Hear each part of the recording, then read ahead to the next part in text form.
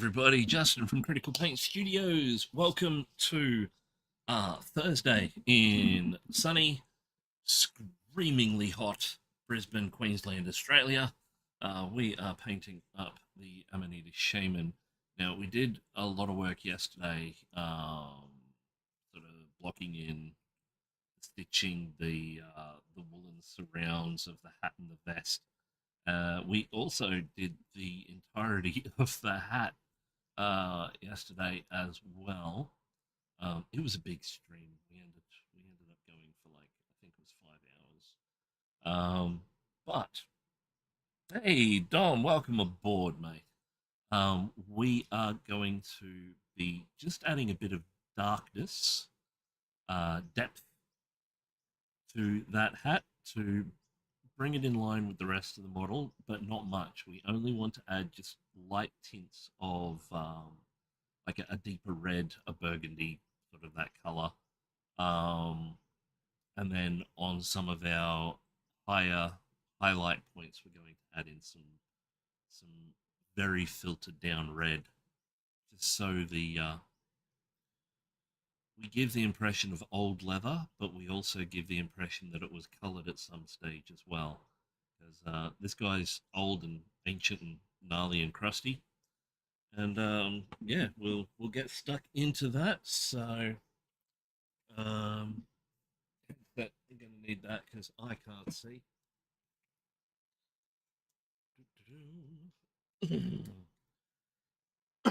Okay, open that up. Top down. There we go. I'll get that out of the way there.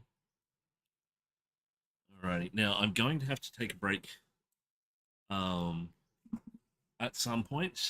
I don't know exactly when because I'm expecting a delivery of food that I need to put away. So where were we?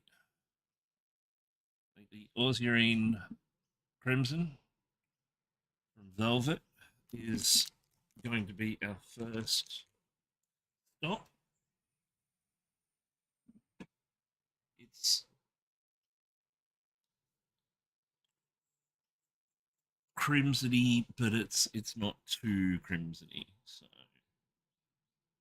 what was the other one?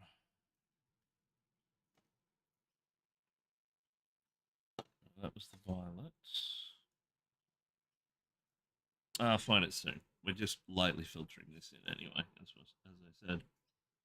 So get a fairly decent bodied brush. We'll go with the Chimera Arrow. It actually came with the Kickstarter. Well, no, that one didn't. Or did it? I don't remember. One of them came with the Kickstarter, and one I had a voucher for, so I bought one. But this layer that we're doing is very, very, very light.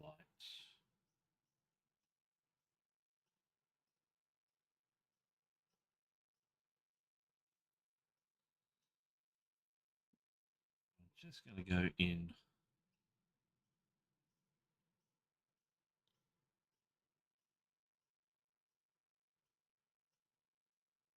do a couple of layers of this, I'm thinking.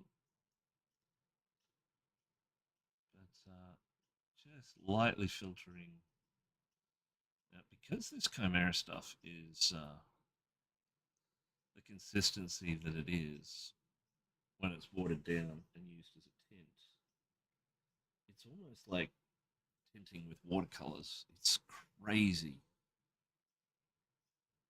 It doesn't have that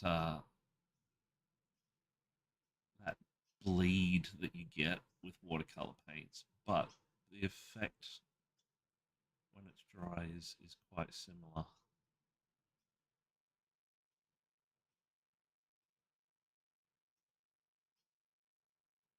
Just encroach some of that onto darker areas heading towards the front.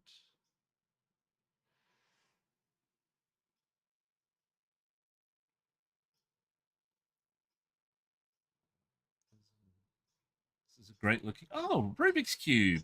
Hey, Walter's Workshop. Hey, go. Oh, wow. I've just noticed we went from 2 people to 33. Welcome aboard, guys. I don't know what's going on with my sound at the moment on my little tablet here. Hang on. There we go. Now it's back. Um, wow. I'm awake. I'm awake. I'm awake. I'm getting there. Yes, but you guys came over from Walter's Workshop. Thank you, Walter's Workshop, for raiding me. That's awfully kind of you. Welcome aboard, everybody. My name's Justin. I am a local award-winning painter in Brisbane, Australia.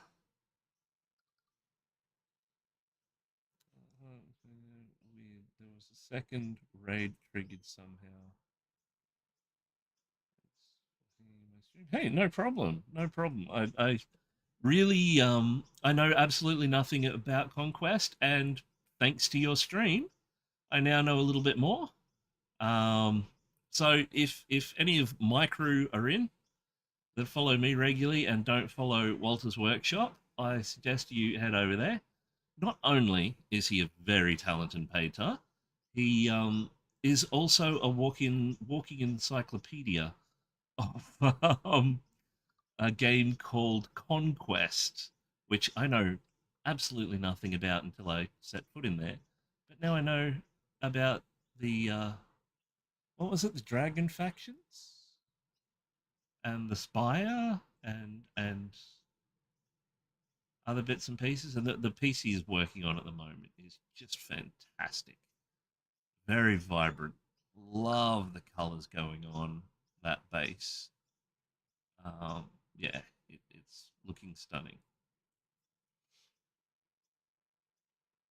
So we're just hinting in light amount of a deeper crimson, so it's already starting to take effect, as you can see there.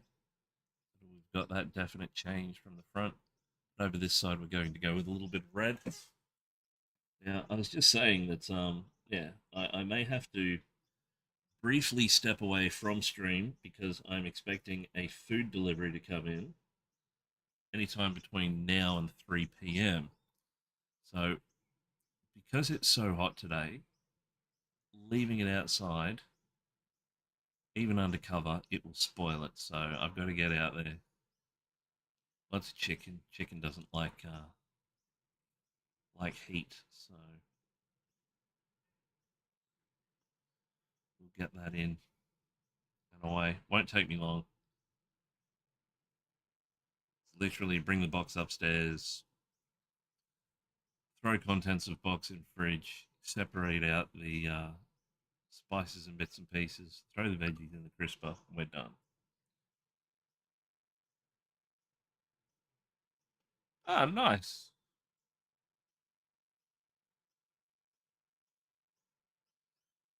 But yes, welcoming everybody in. This is my, I think I worked with that 13th day streaming. I'm pretty sure I said in Walter's Workshop just before. Um, and the story stems from I recently got some surprising awards at a big painting competition locally here, and I thought I need to step up my game and maybe look at the big leagues. Yes, good luck in Iceland. He's going to be visiting the Phallus Museum that is over there in Iceland. It's the only one of its kind in the world. So he kept going on about the gift shop. I'm pretty sure he wants something from the Phallus Museum, guys. It's yes, have fun over there. Don't freeze your butt off. Safe travels, and see you when you get back.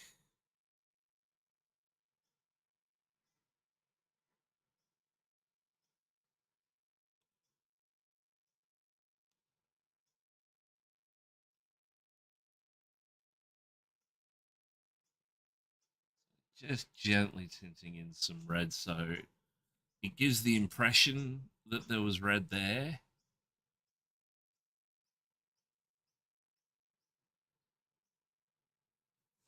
And then just on some higher highlights, we'll put some actual, that's carmine, that's red. Which is going to be the better? We'll do both. We'll do our mid-tones in carmine and we'll do our ultra highs in the red.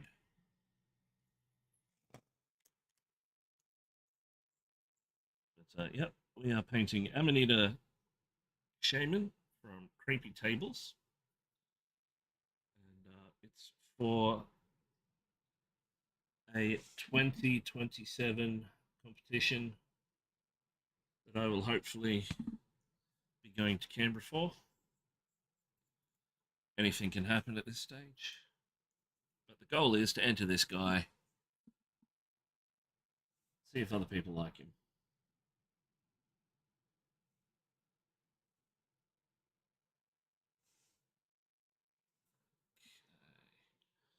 Mid-tones.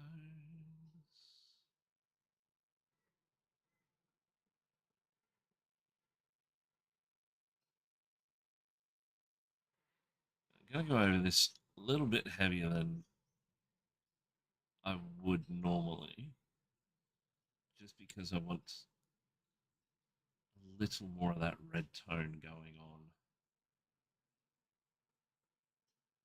Oh no.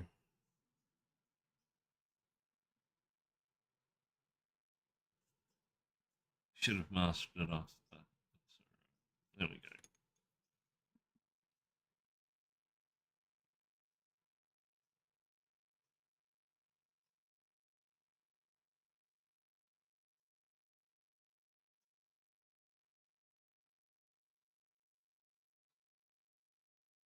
So whereabouts is everybody in the world from? I know there was a few in in chat from Walters that are from the UK. Sounded like fellow Americans there.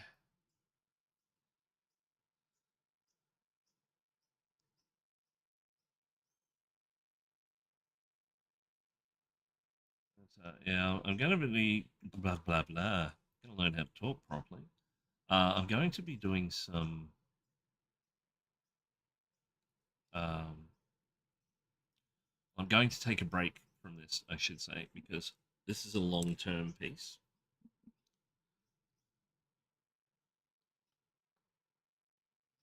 Um, and because it is that long-term piece, it's not going in competition till January 2027. I've actually got a couple of commissions that have come my way as well. We've got a board game called Dragon Eclipse, which is going to be 60 dragons, which is a lot. And they're all very bright and Pokemon-esque, so that's kind of the theme we're going for. We're going to go with the colors of the pre-existing artwork, but we're going to give our own little flair, make them really pop on the tabletop like Pokemon. And I also, in stream the other day, got a commission from a friend of mine, which is wonderful. And I might even paint some of that up on stream as well. Although I'll ask his permission first. I've got the Dragon Commission guys permission. Dragon Commission guys permission. Blah blah blah. So that should be cool. Lots of variety and stuff to break it up. Yeah, that's looking better. We'll give it a look against the mushroom. I haven't done the highs yet, just to make it bright. But we'll.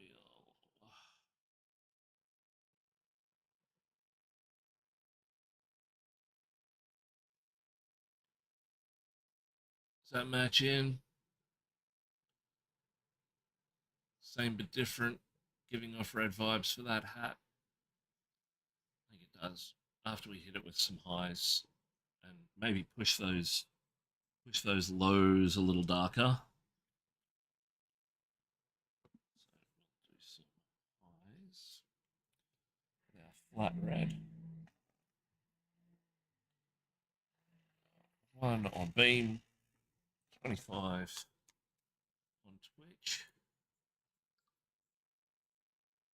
Let me check out Carol Ruddick Dragons. I don't think that I have. I might go have a look at those.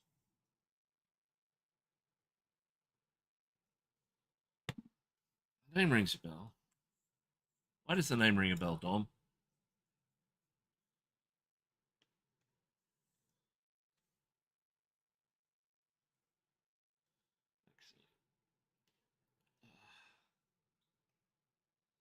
I've been having something interesting happen.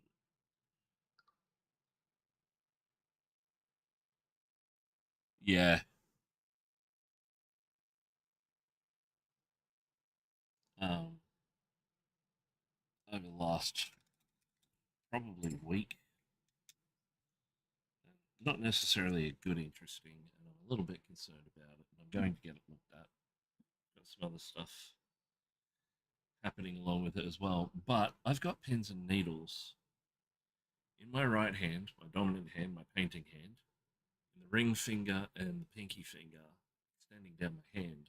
The It's made my whole hand quite weak, thinking that I may have damaged the ulnar nerve in my hand or up in my arm, which I'm a little bit concerned about, considering how much I use this hand and the fact that I'm now doing this. So yeah, I've actually got an MRI for my ongoing medical thing, fibromyalgia. They're trying to determine what types of arthritis I have. The doctor in question, who has booked the MRI and such, has a pretty good idea that I've got a particular type of arthritis, as well as other arthritis. Yeah, I've got three different forms of arthritis, guys.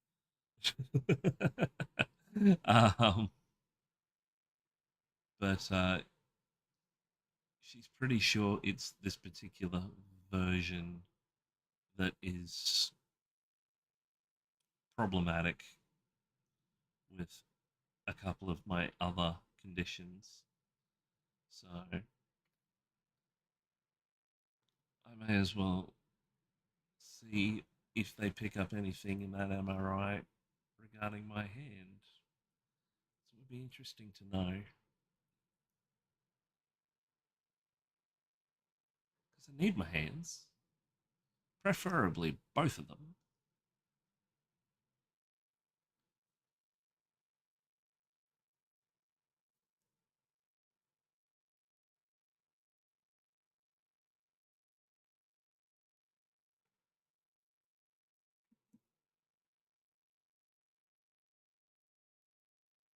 And a bit more on that.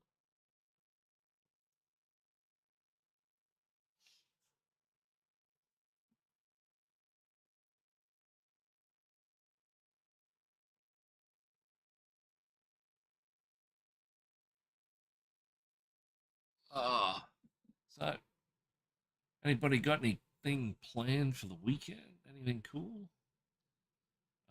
Locally in the southeast Queensland area of the world, we have a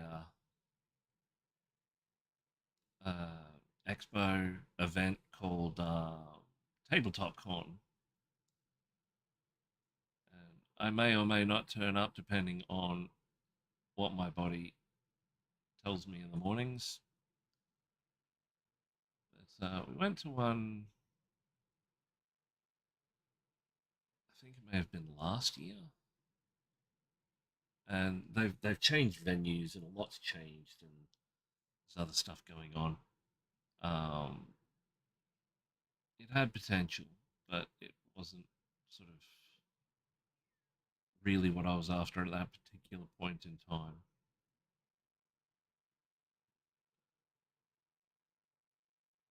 It's very independent focused, which is good, which is great, which is fantastic. I love independent gaming, but yeah, I don't know. It just seemed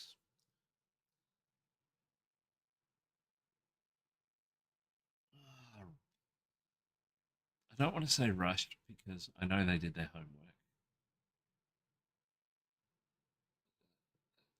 Just there was something, I don't know what.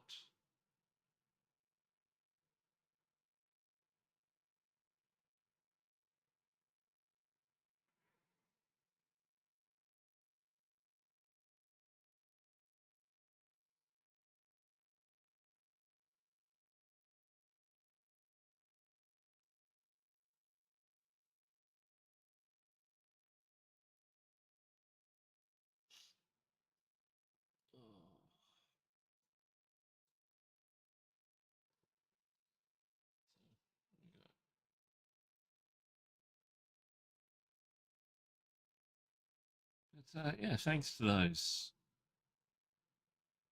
who are still here and who dropped by from the raid from Walter's workshop. If you like what you see and you feel obliged, drop me a follow. I'm still trying to permanently figure out streaming times and rosters and bits and pieces. I want to try and get a good catchment of people from the various time zones. So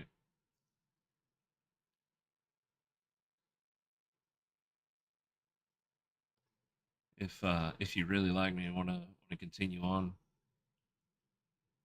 supporting me in the future, and you're in a particular place that's not Brisbane, Australia, let me know. Send me a whisper or whatever, or drop it in the chat, or hit me up on Instagram. Links are down the bottom of the page there. But yeah, I want to try and build a community. So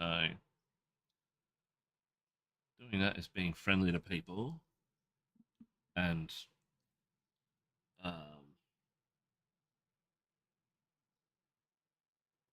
acknowledging their requests and bits and pieces. So that's what I'm going to try and do. Now, obviously, I won't be able to please everybody all the time, but I want to try and please as many people as possible because that's the kind of guy I am, isn't it, Dom? Dom says, "Yes, Justin."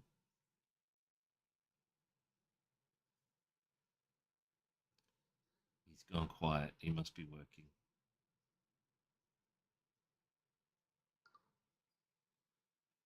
Mr. Pleaser. That sounds kinky.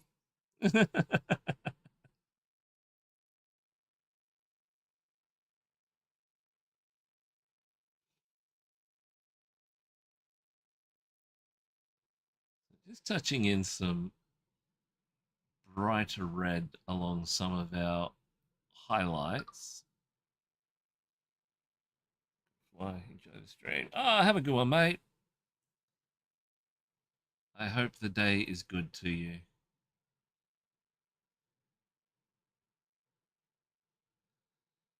Just going a bit deeper on some areas of the highlights to give that impression that red was the intended color of this cap at one point, but it's just gotten too old and beat up.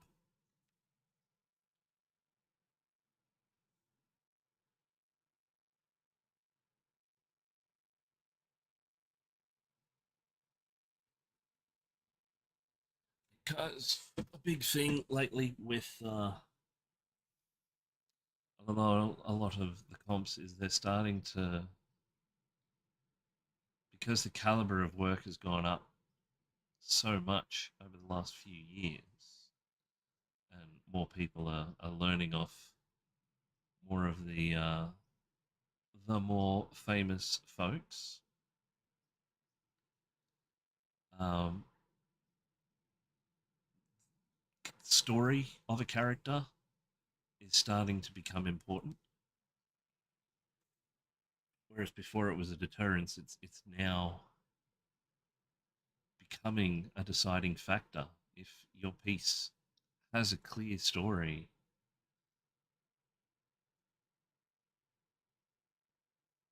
like you have two pieces equally painted, one with what it is, one with the onus on a story,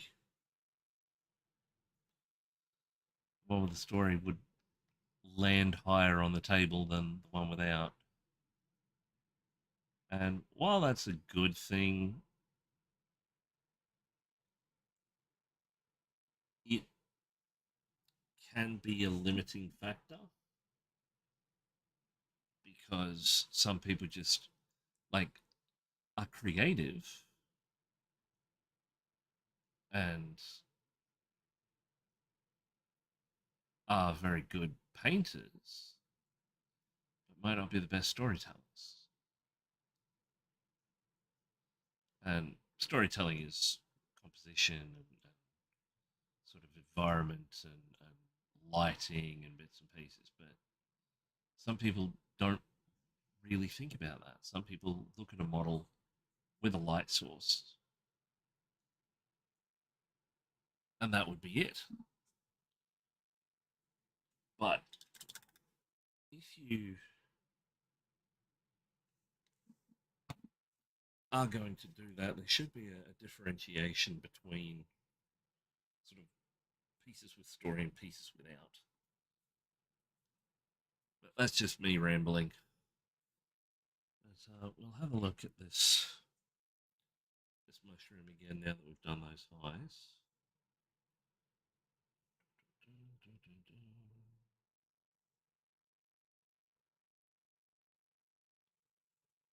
Just set it there.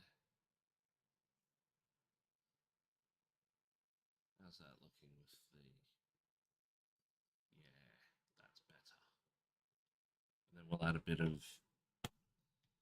of our purples into the shades that we've got going on, just to darken down the really dark areas underneath everything.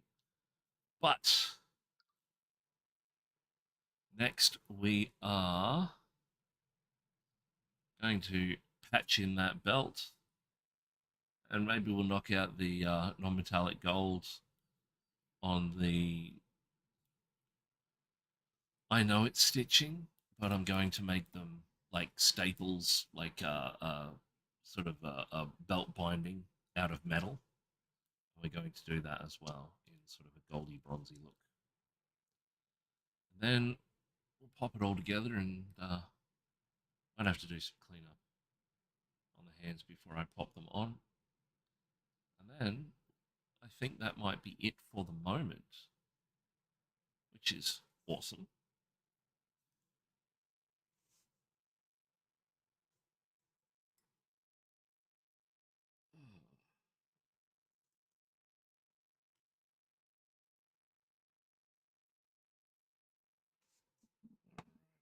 Now,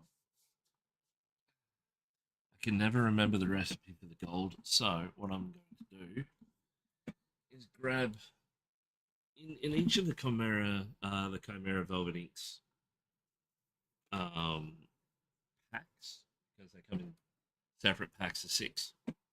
Uh, they've got this little gold leaf old little book detailing what the colors are, how they look, and then a quick and dirty recipe for warm and cold. Now, interestingly enough, I've played around with this recipe. I've done both the warm and the cold, but I found I've gotten the best gold effect and best gold finish when I've combined both of those recipes together. And that's what I'm going to be doing here. So we're going to be using the rust, petroleum, the rich gold, white, green gold, and acid green in our lineup. So we'll get those out and in place. Look over to this cam. So white was one. That's leather, rust,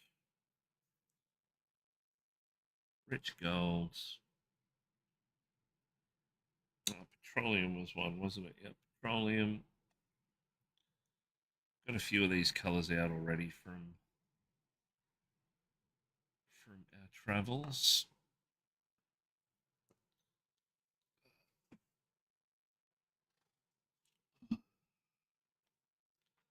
Acid green.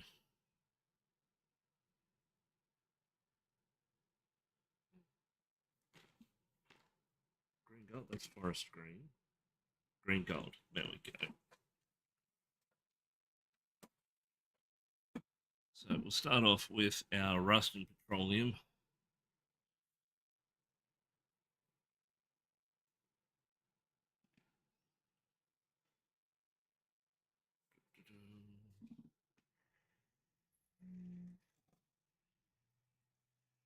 Okay.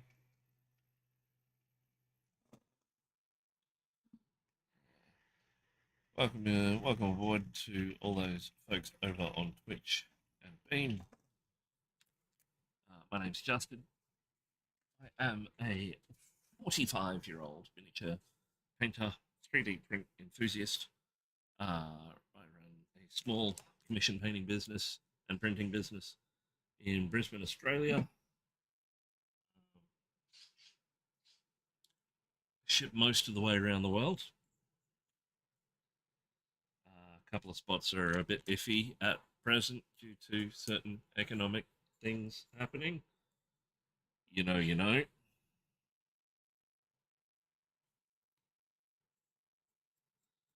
Um, but we are painting up the Amanita Shaman from Creepy Tables.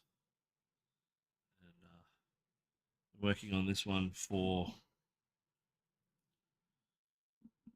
about 13 days so far. It's sort of 4 hour blocks here and there, sometimes longer, sometimes shorter. Head back over. Just going to mix up some rust and petroleum.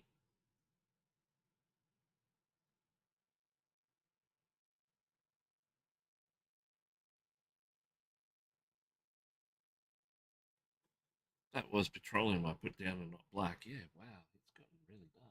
Okay.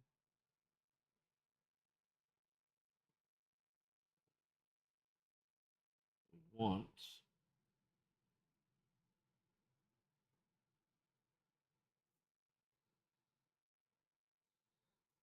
it's a very dark green with an orange touch to it. So just going to block in all that area.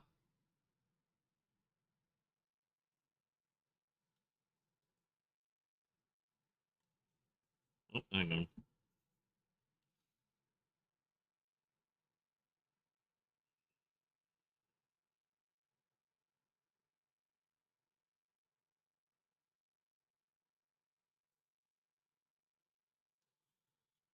Okay. Mm.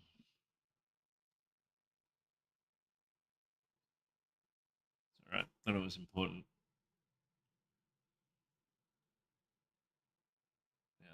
Just going to block in all the gold areas.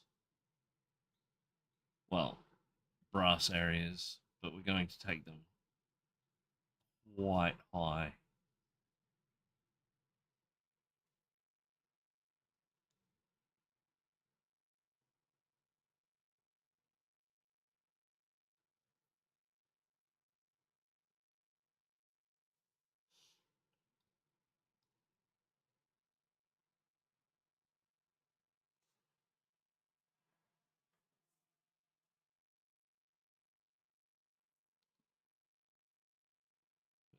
Still fairly new on Twitch, that's why it looks a bit bare bones. I'm trying to get to affiliate level.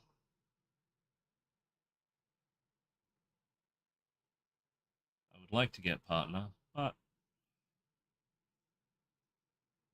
affiliate's okay because that way it unlocks a lot of little features and bits and pieces and stuff that would benefit the stream.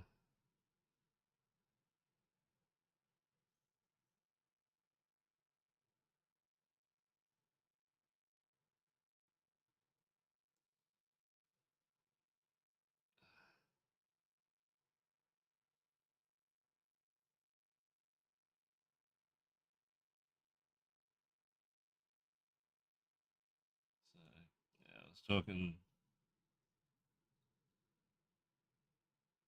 about working out schedules and bits and pieces. I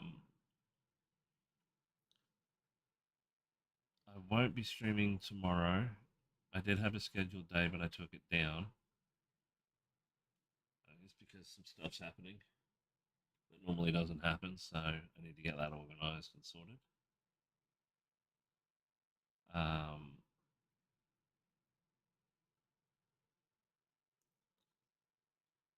in another, I think my wife said 2 weeks, will be another Friday. But yeah, just working out what's going to be the best schedule. I'd like to catch everybody.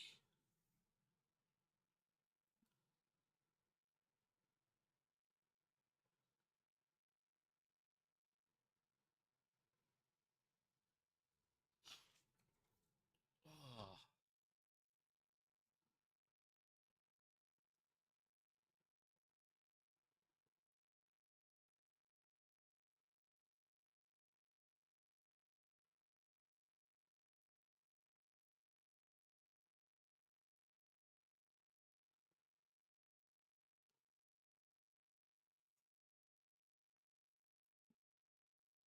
then to that mix, we add more orange, or more rust, I should say.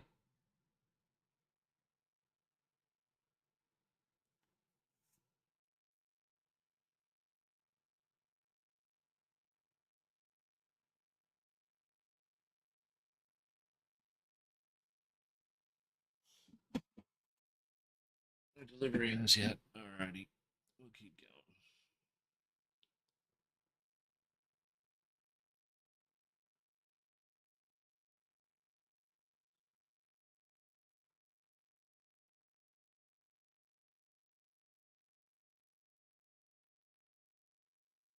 We're just going to go almost completely over what we just did. So the petroleum and the rust mix is to get, I find it brings different,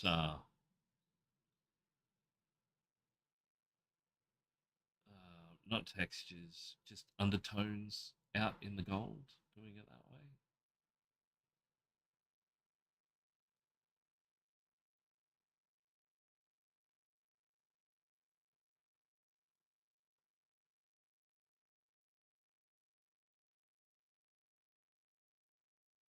So each of these layers that we're doing is very, very thin.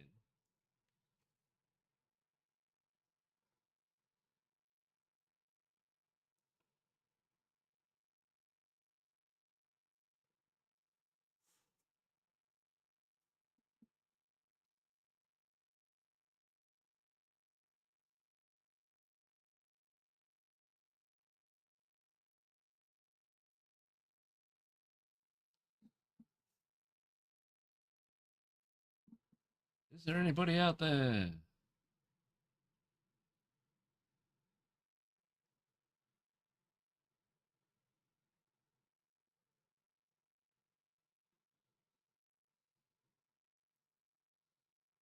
So we're using the Chimera Velvet inks exclusively on this one.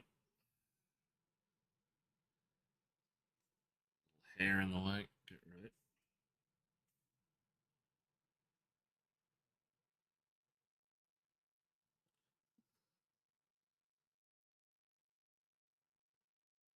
We're in focus there, aren't we?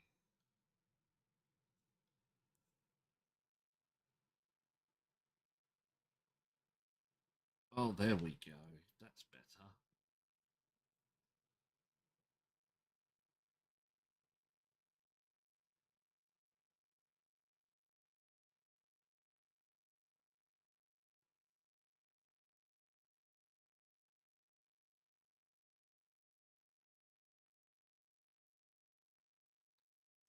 Actually, might have a bit of an exciting collaboration coming up that I'm a little bit pumped for. Um,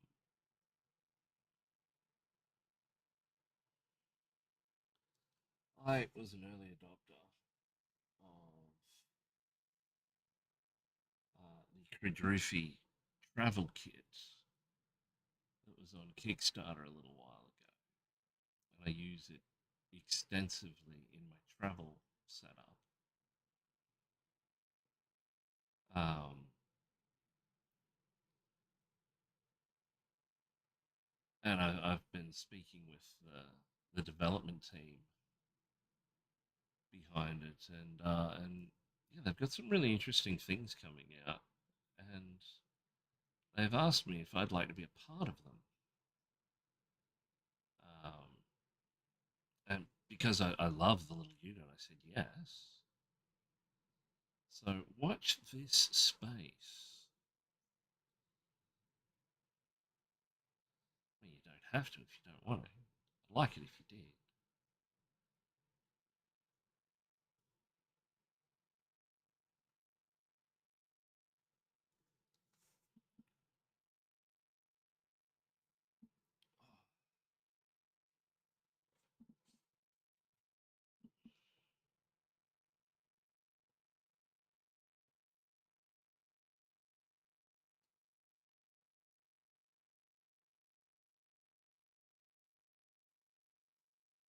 For these first few layers,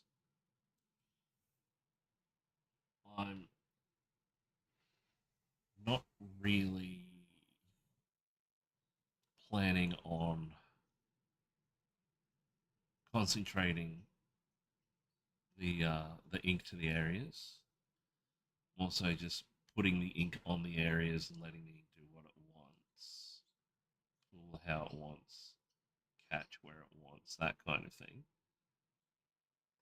And that will give us a little bit of expression once we start highlighting and detailing the gold, i.e., getting up into the brighter highlights. We will work off the chaos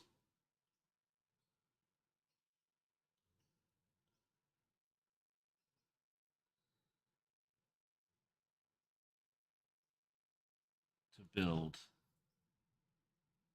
our not so much our lighting. We'll still work that and push it through, but the overall look and feel of the gold will be very much reliant on how these layers try and present themselves later on. It's just something I like doing with the golds.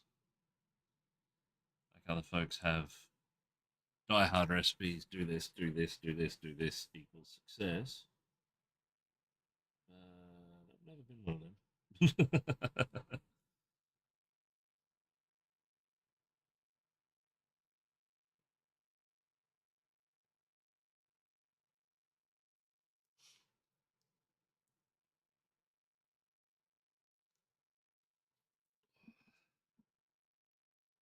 blurry again.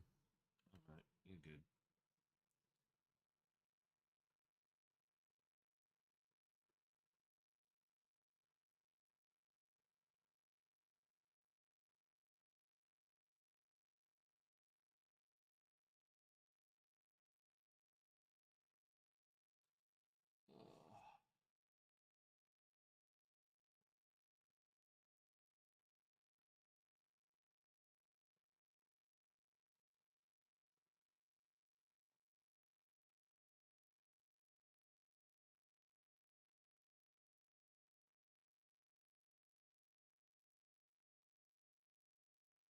Once we start hooking into the smaller detail stuff, I will pull out um, the nail art brushes and we just build everything up with them.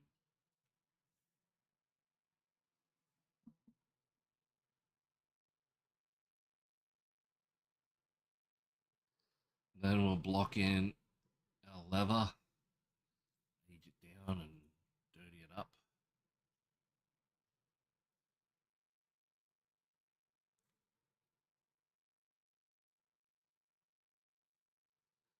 Who knows? We might be at the end of our stream by then.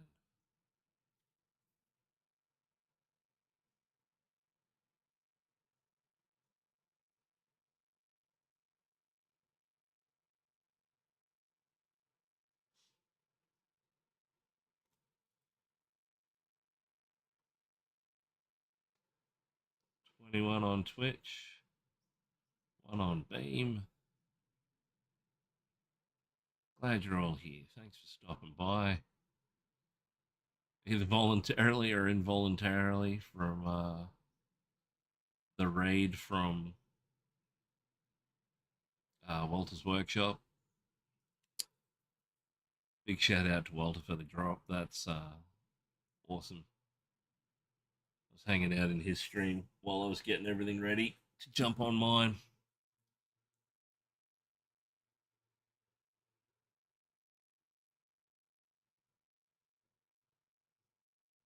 I am quickly becoming a fan of the mini painting community on Twitch. I haven't had much to do with Twitch up until this point in my existence.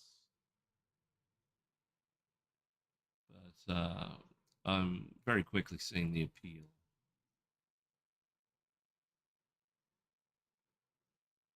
So thank you for helping an old man out is essentially what I'm trying to say.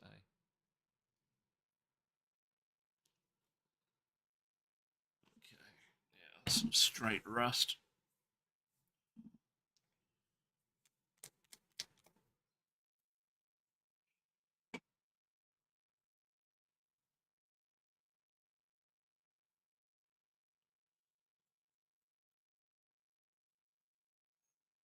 It's all about building up. Oh, there we go. Okay.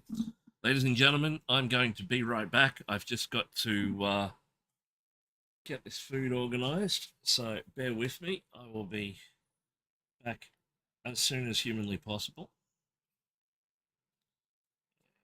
Let's take this out.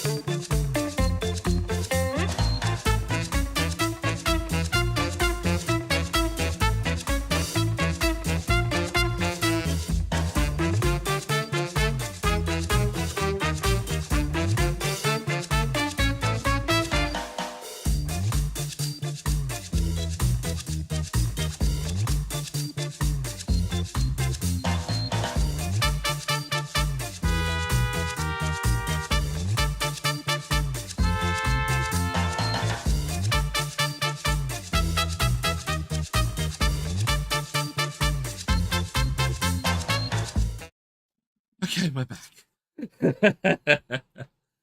Ah, all right. That one. Whew.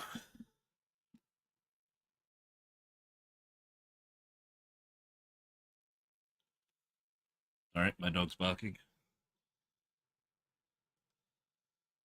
Put that there. That there. All right. Where were we? Rest. Putting more rest in.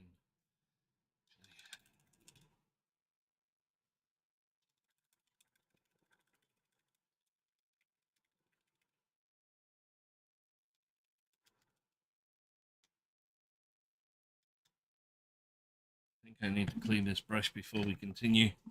Being a bit funky. Get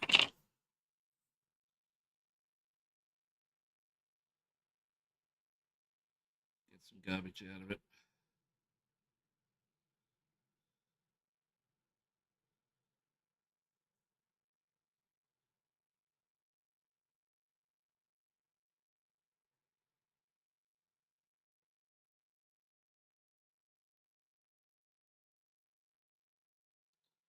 Yeah, let's pull that back.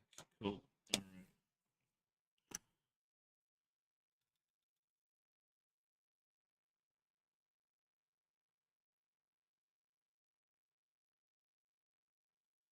Yeah, nice little tip back. Awesome. Now, straight back in with our rust.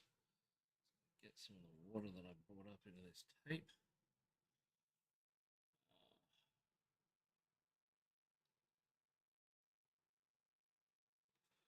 Actually, not having some of this out.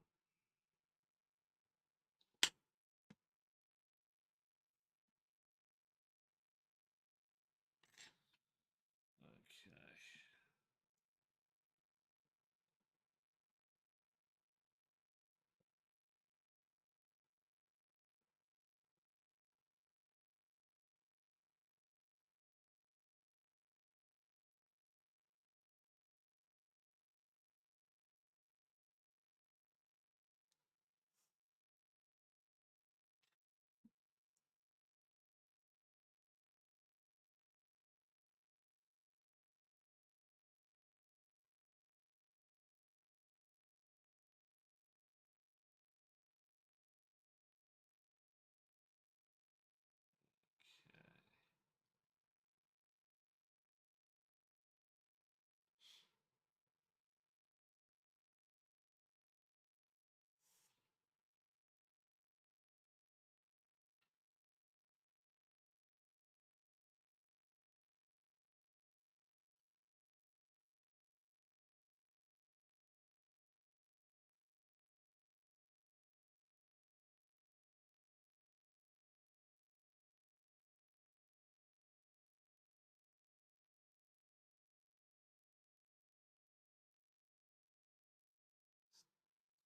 Starting to push the rust towards where our light touches, just so we can get that little blend happening.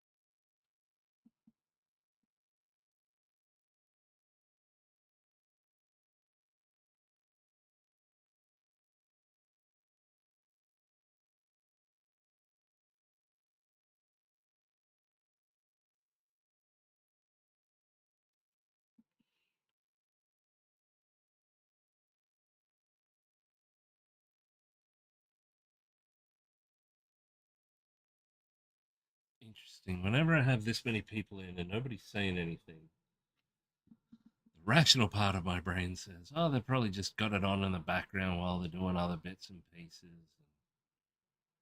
Occasionally stopping by and looking at the pretty things on the screen.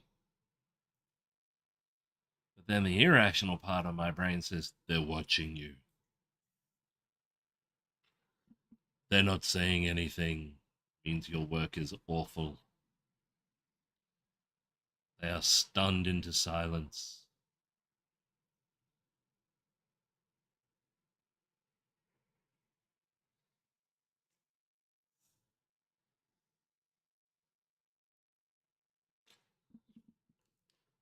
So I hope you are out there just doing other stuff and enjoying it. And the only one to respond is my coffee bot. Coffee bot loves me, don't you, coffee bot?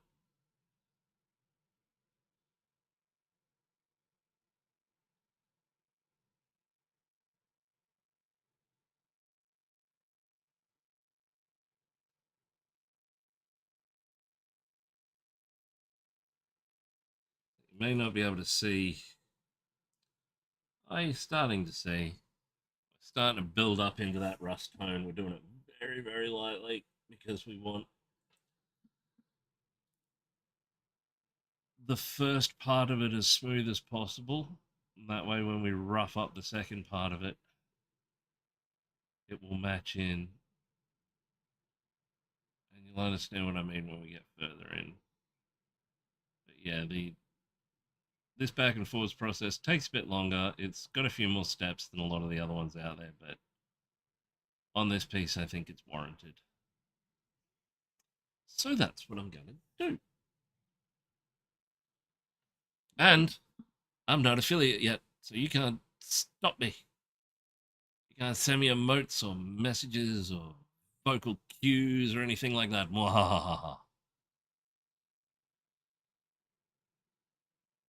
I'm trying. I'm trying to get there.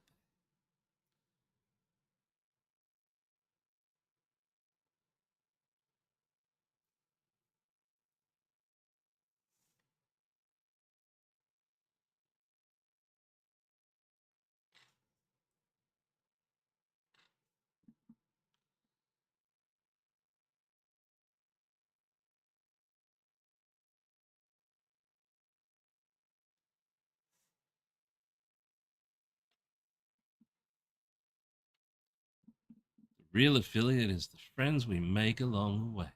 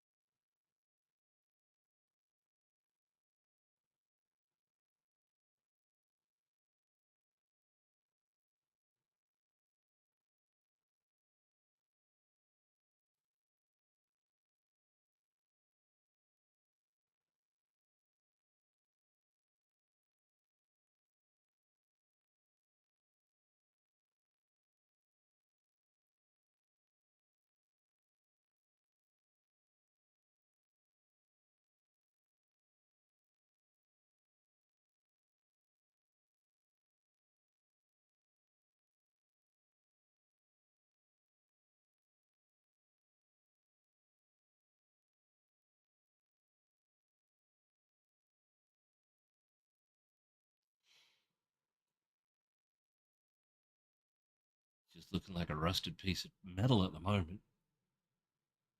That's fine. It is a process.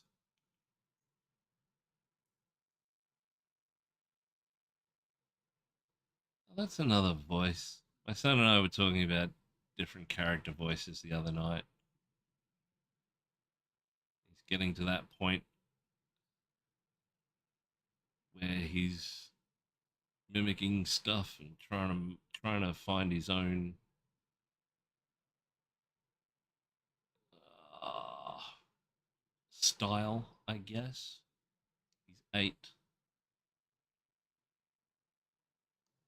But, yeah, just talking about the different voices and things, and his latest thing is do a voice or do a character or do something, or do a sound from something, or make a noise, and he'll attempt to copy it.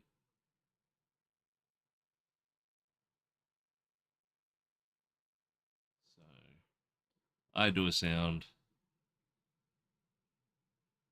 He looks at me like a deer in the headlights, completely stunned by what's just come out of my mouth. Because I too did that when I was young. And it continued on as a thing that I do for pretty much all of my life.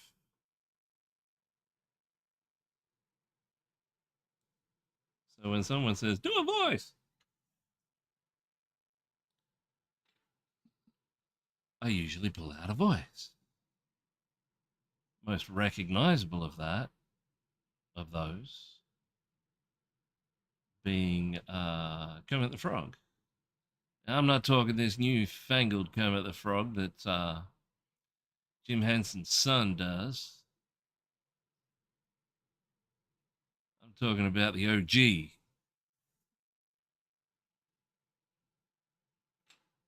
Mr. Henson himself, back when Kermit used to be on Sesame Street.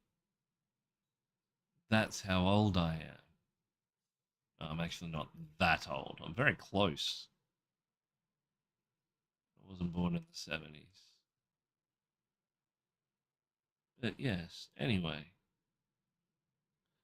he said, do a voice. I looked him dead in the eye without any hesitation and said, hi ho, Kermit the Frog here. I'm your Frog on the Spot News reporter. And he looked at me like I just grew a second head. He said, how did you do that? I said, lots and lots of practice. And I taught him the best way to start to do mimicry of voices.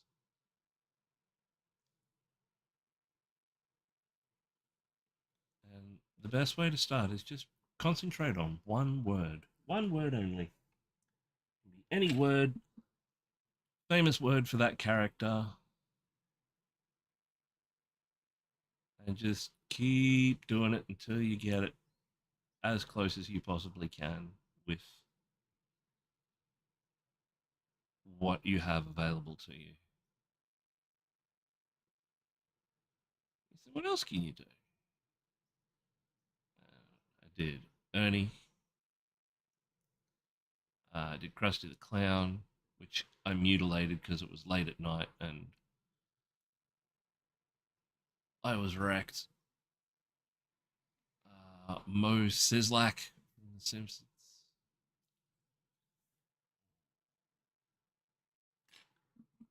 Billy the old Stewie Griffin.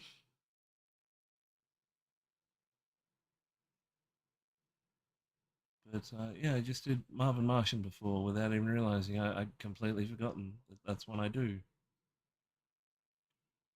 Where's the kaboom? There was supposed to be an earth shattering kaboom.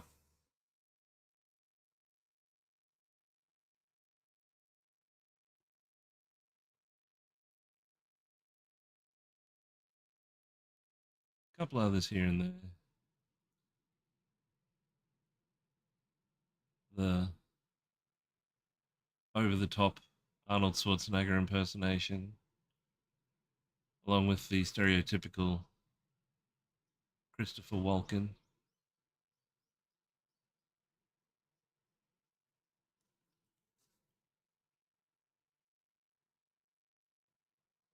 Used to do a few more. Gonzo, Statler and Waldorf, Miss Piggy on a good day.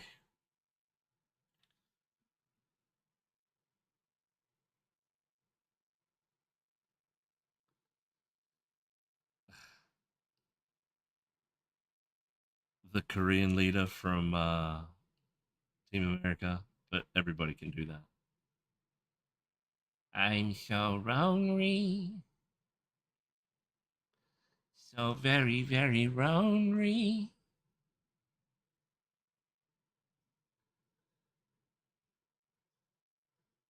And Trey and Matt knew exactly what they were doing when they released that movie. Indubitably. Indubitably. Indubitably. Indubitably. Indubitably.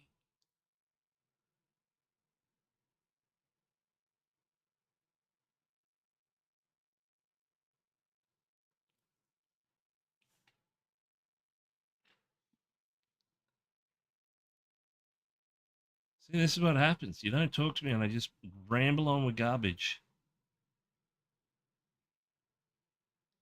I say something ridiculous or not cool. People leave. It's a whole thing.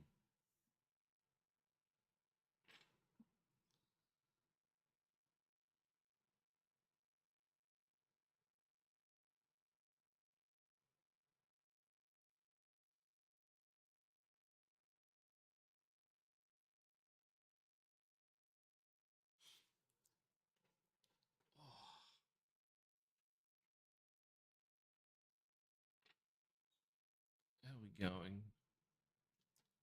Oh, we've already been live for over an hour. Yeah, yes, I apologize for my a brief interlude before. So we'll go over the regularly scheduled um, screen time. I'm going to grab a quick drink, actually. It's really hot here today. Oh,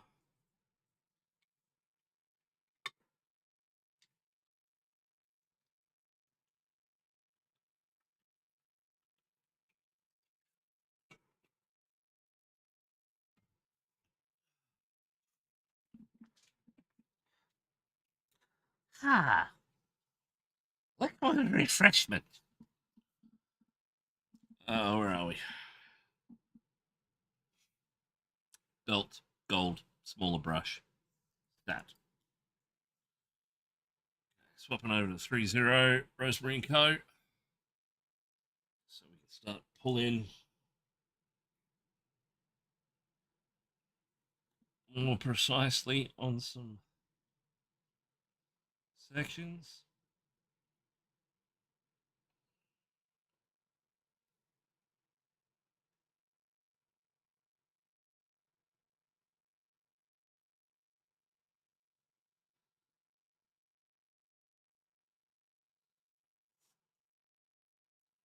I've got a painting course coming up with the one and only Kaha.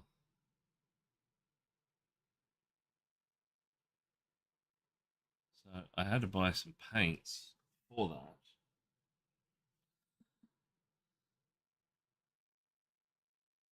Just update some of my monument hobby arsenal. Getting the Rogue Hobbies box or signature box and the fluorescence box that they did because Kaha has an emphasis on bright, punchy colors, which my collection is. While I do have bright, punchy colors in other things, Kaha prefers Monument Hobbies and Chimeras. I'm thinking because of the heavy pigment in them. Could be wrong. Might be a completely different reason. But I wanted to have them available just in case.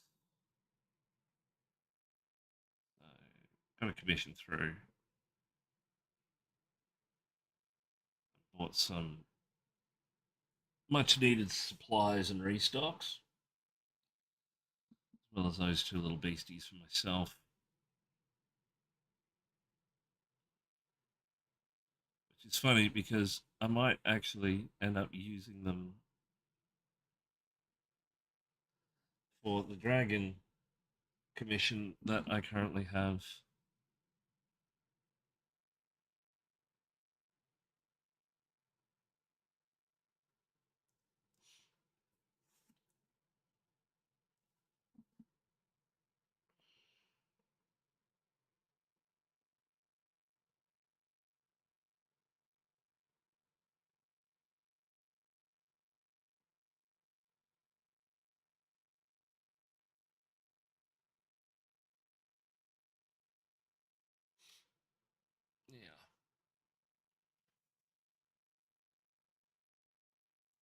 Anybody stopping by or new in chat, say g'day.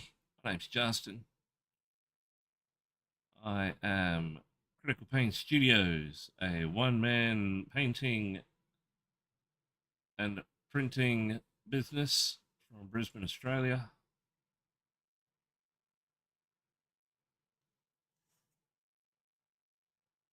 Just recently came back from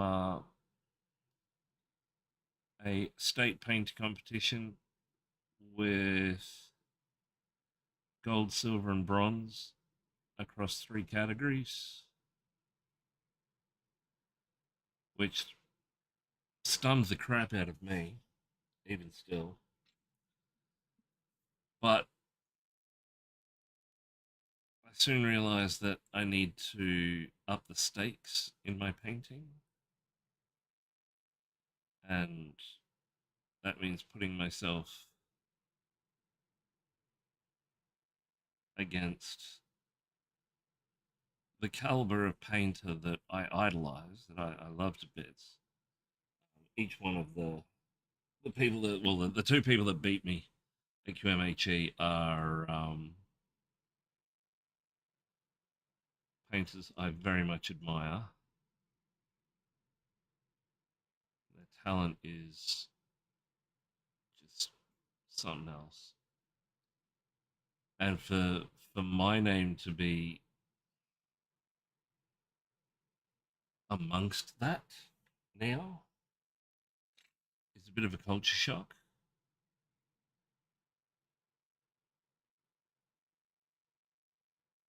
So I never really considered myself competition level. Like, I'll enter them, don't get me wrong. I'll have fun. It's always good to see what everyone else is doing as well. But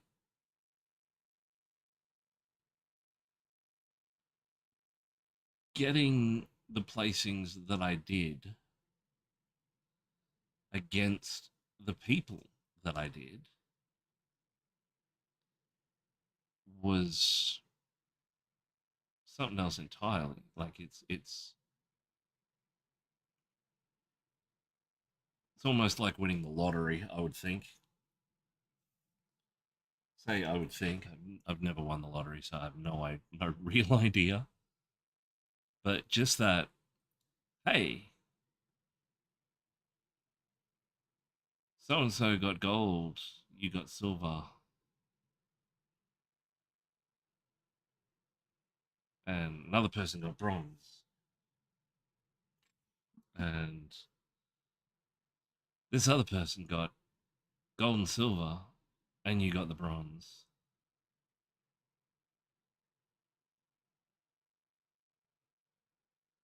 And this particular piece in this particular category against 10 other people, you got the gold.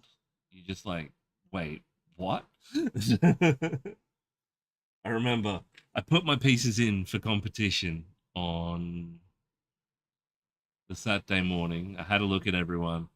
I saw my pieces on the table amongst the competition, and I thought, yeah, there is no hope that I'm even getting a commendation, let alone like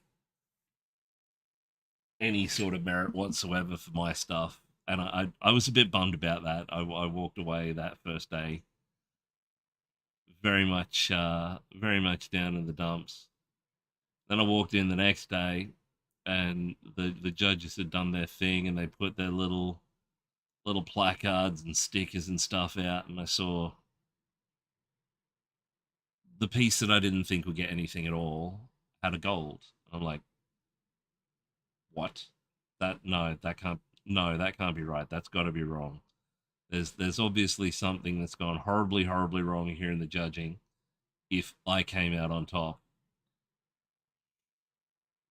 and it's imposter syndrome. I now recognize that, but recognizing it doesn't stop it from happening, and it's only compounded by the fact that I started talking more to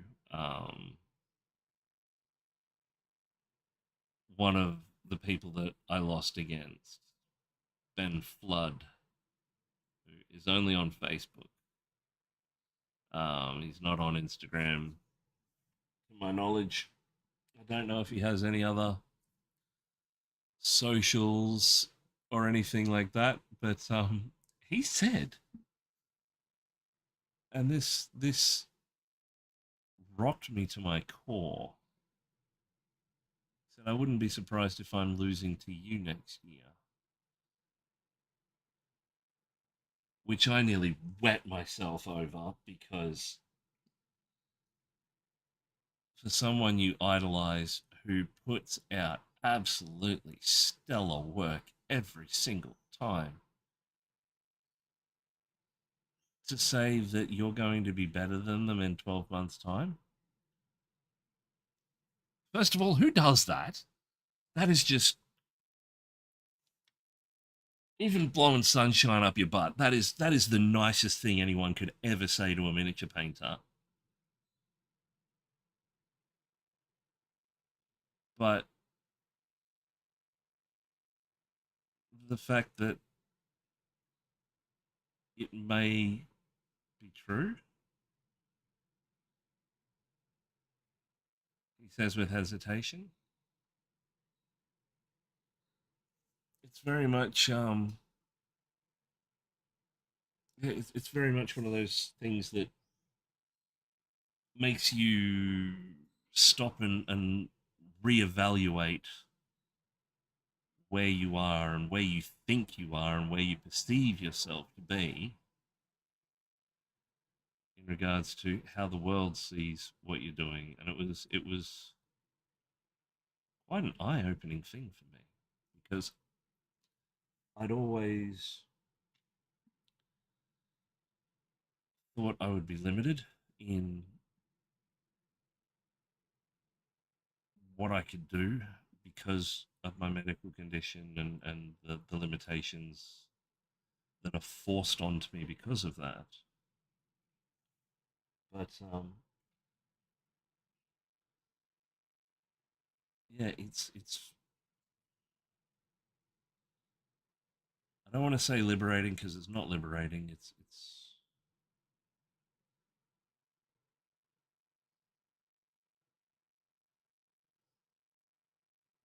not even affirming. It's I don't know what it would technically be, but freaked me the hell out.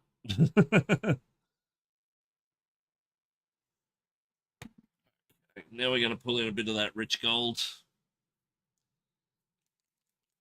Let's start pulling the tone across a bit more into our gold.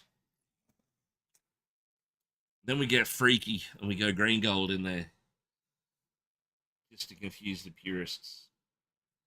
No, I'm kidding. I just find it looks cooler with a little bit of the green gold and the acid green thrown in.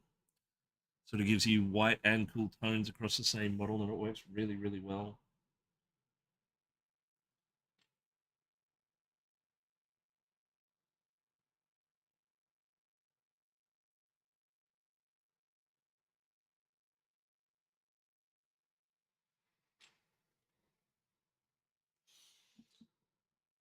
Okay.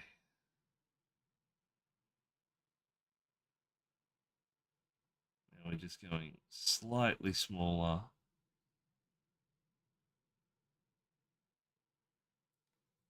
Even though we're still only glazing it in. Just doing it very slowly.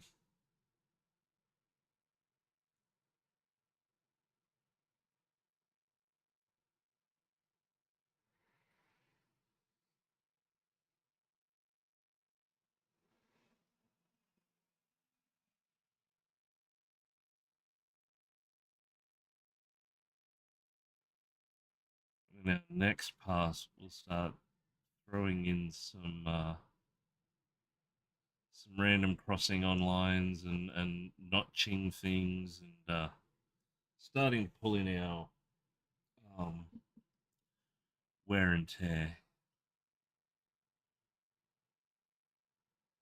We're starting earlier on because of the significant wear and tear this belt's going to be going through.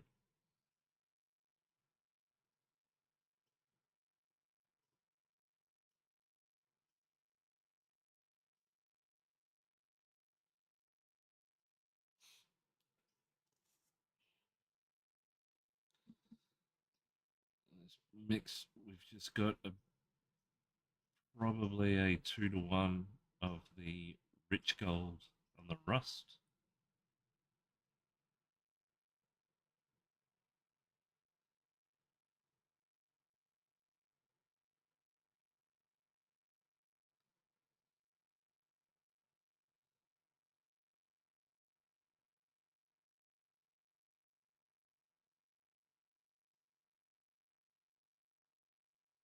This is going to bring a uniformity of our base color, so we can then pile in on various spots.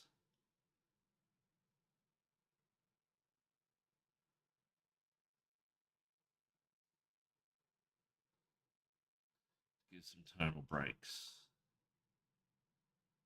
Good thing is this Chimera stuff at this level dries a bit satiny, so it still holds a considerable amount of the light and reflections.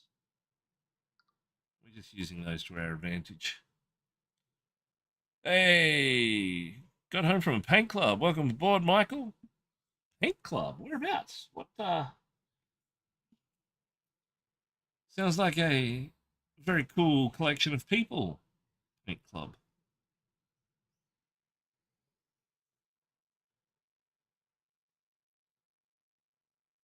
We have paint clubs here as well. How's the...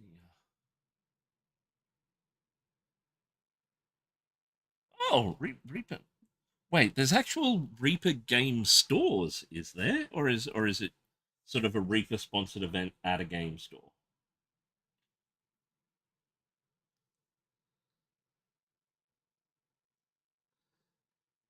Have to remember, I'm an Australian. We don't get all the cool and fancy stuff here until it's like way uncool and way out of date. Start the side of the factory. Also work at the factory. Wait, you work at the Reaper factory?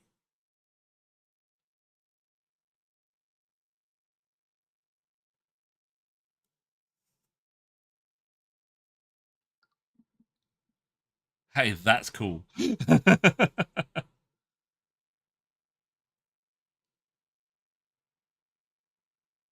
That is very cool. Huh. Now, Michael, do you stream at all? Like, you've got a presence on Twitch, obviously. What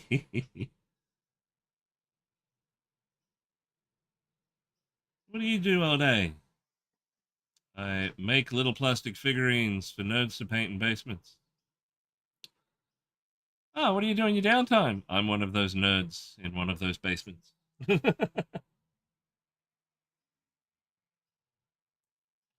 I jest. We're all nerds. Ah, cool. Drop him a follow if you're out there and you need your device. Michael's Paints to follow. Now, when I get affiliate, I'll be able to do like shout outs and stuff. But we're very, very close. We're not there yet.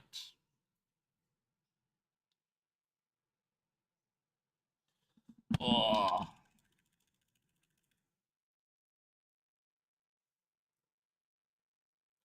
yeah. I jumped into Walter's Workshops stream earlier, and he felt kind enough to when he was finishing up, drop his folks into mine. So that's really, really cool. And at the time of going live, I had a check and I was at 53 followers, I think it was, which is pretty good for day 13. I've already met some really cool people like yourself.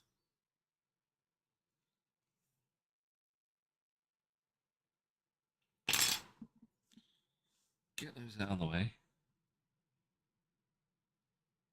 We're just slowly building up this NMM gold slash brass. Make it when I break it.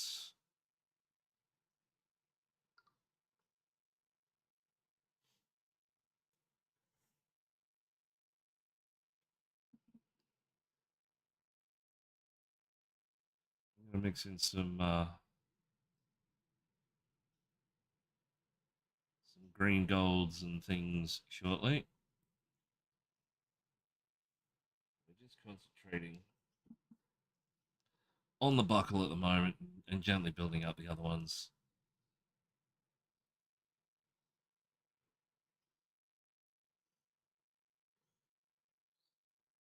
It's almost time to swap over to. Yes, we'll do that. We'll swap over to the tiny brush.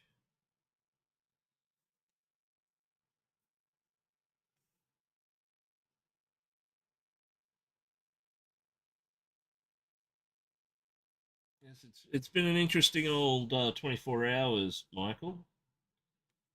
I got another commission through. Um,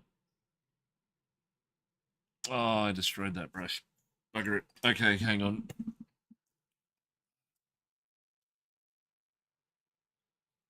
Yeah, I'll use this one. Um, yeah, so I got the dragons one that I've been talking about, but I got another one for a figure, an anime figure, which looks pretty cool. It's currently printing in the background. Um, but I also spoke to um, or was speaking to someone at the company Credrufi who do the little portable paint system that you may or may have not seen being advertised on Instagram and Facebook and such. Just a really cool little travel system. Storage, like paint, um, wet palette, brush storage, water, pots, other storage, sort of in a little sort of carrying thing. It's really cool. But I've been talking to someone on their research and development team.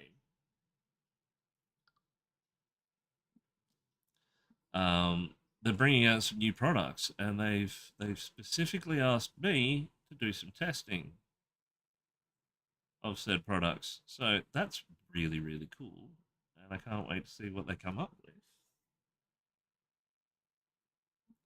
So watch this space because I'm probably going to be obligated to do some form of promotion for them.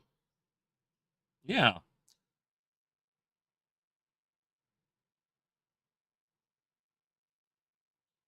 funnily enough, last week I had a really itchy hand. And if you believe in any of that superstition stuff, which I kind of do, it's a little bit ingrained in me from my family and my heritage. My right hand was itchy as hell last week around Wednesday, which one would say, well, that's neither here nor there. It doesn't mean anything. But if you go back into your folklore and your history and bits and pieces, an itchy right hand is money coming in. Oh, hello. Ah, D Live, how you going? And yeah, a right itchy hand is money coming in, left itchy hand is money going out. And it was that itchy, I was almost scratching like the skin off my palm kind of thing. And I got a commission. Then I got another commission. Had someone asking about another commission. Don't know whether that one's going to happen or not because it is way big. And then I had that conversation last night. So, yay, superstitions and folklore for the win.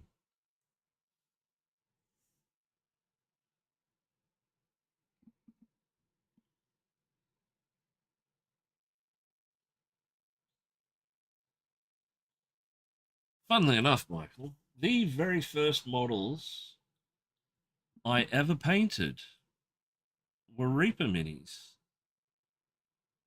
PAX Australia in Melbourne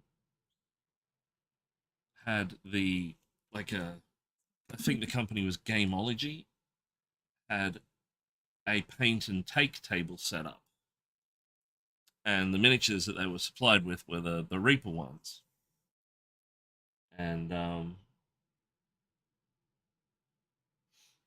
I painted an Elven Ranger and a Dwarven Barbarian Cleric. Had a big clubby thing. Now, when I say painted, I am exaggerating. First I painted after starting up again in the 90s was Reaper, very early after Reaper had started, 9 years later, 99. I was really disappointed. That's really cool. That is really cool. I would, yeah, I would love to find a company with diverse. I suppose nowadays it's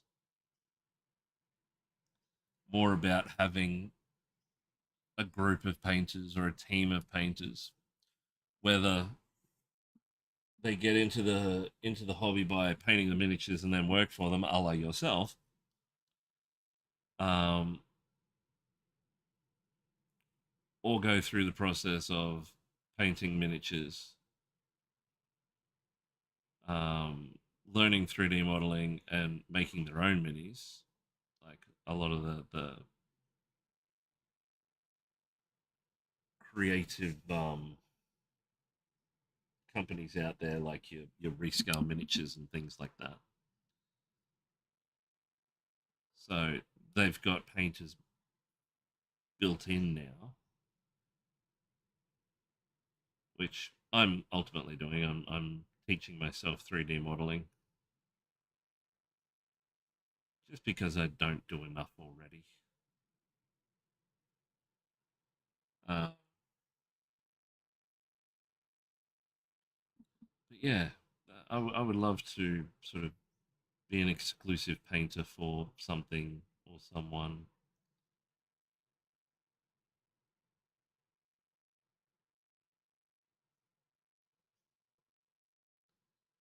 Like Dragon Trappers Lodge, as an example. It's just recently put out the call for content creators and miniature painting content creators, um, for a collaboration thing. Sort of, you become a painter for them whenever they release a pack. You get two of the models from that pack. You paint them up. You promote the company, things like that, and you get a tier in their thing. While it's not while it's not money, it is a step in the door. But you need to have a minimum of 2,500 followers on Instagram, and I do not. I am just south of 1,500. So I'm trying to get the remaining followers, but yeah, it's as with everything, growth is hard.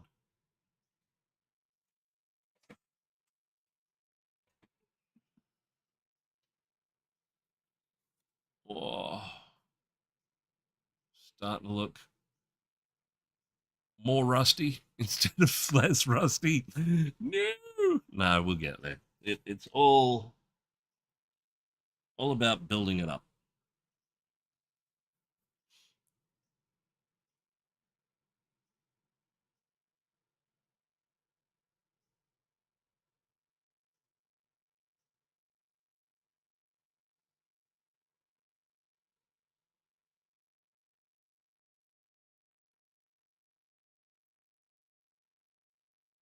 'Cause, yeah, I like doing this. I enjoy doing this,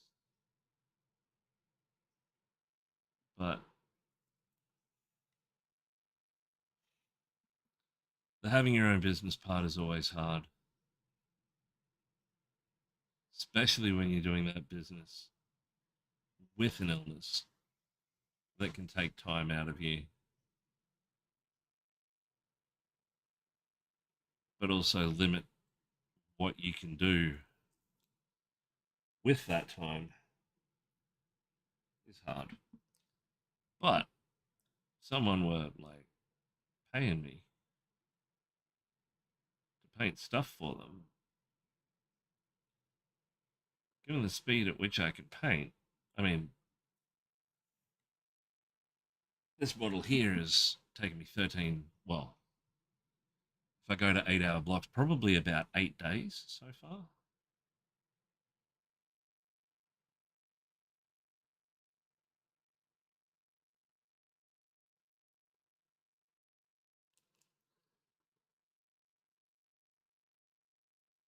I'm going to be spending a lot longer on it because of what this piece is going to be to me and to my reputation moving forward. But yeah, it's I can knock out 2 figures a month. Hell, I can knock out 3 figures a week if I wanted to.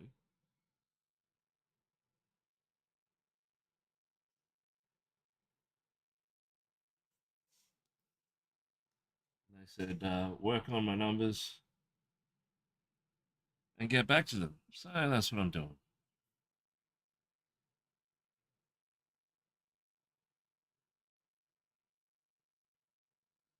And I'm hopefully gaining more followers, doing streaming, because that way people can see what I do instead of looking at the finished product and going, oh yeah.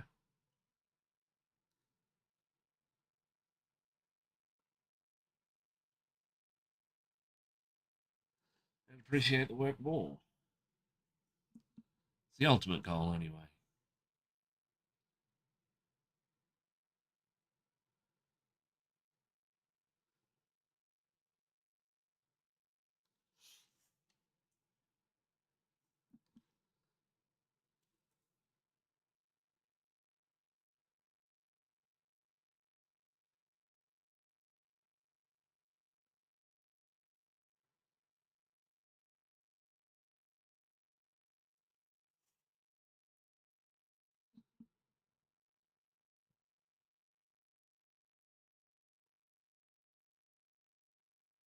It's also hard in the respect that I don't have the money to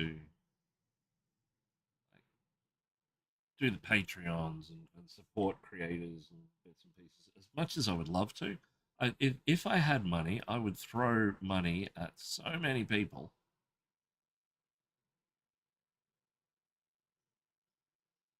It's very hard when you have to buy medications and crap just to keep you upright.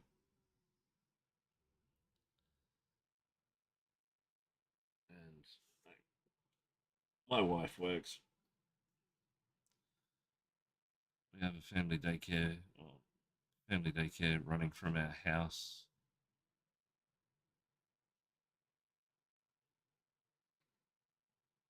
But yeah, it pays the bills barely. So there's not really any place for leisure in that. And usually when I get an order through or whatever, whether it be a print commission or a paint commission or a print and paint commission, if someone buys something off my store, for instance, and they want it completely painted up, a lot of that money goes into catch up, upkeep, and resources within the business. And then a little bit of that money will go into the house fund because 9 times out of 10, when I get money in, is when crap goes wrong and we need to spend as much, well, spend money to be able to resolve said problem. But you get that. That's life. Everyone's dealing with the same thing at the moment. And plenty out there have it worse off than what we do. So I continue plugging along, doing my thing. Rust, rich gold, rich gold, rich gold, white. Right, now we go over to our green gold. And we mix that in with our rich gold.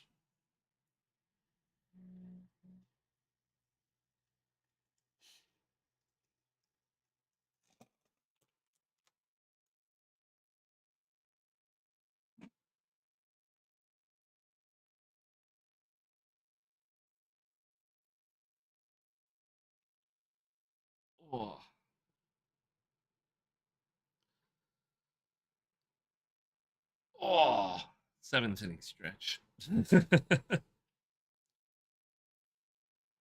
Yeah, we got a few people, so I might stay doing this for a little while. Printers doing its thing. I have the house to myself, essentially.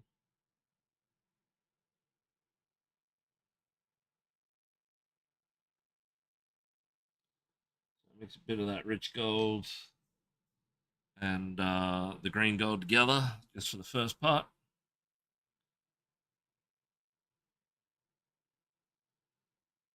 We can start pulling across into our highs. And even though this is green and orange, get to the point where it tricks the eye into thinking that it's yellow.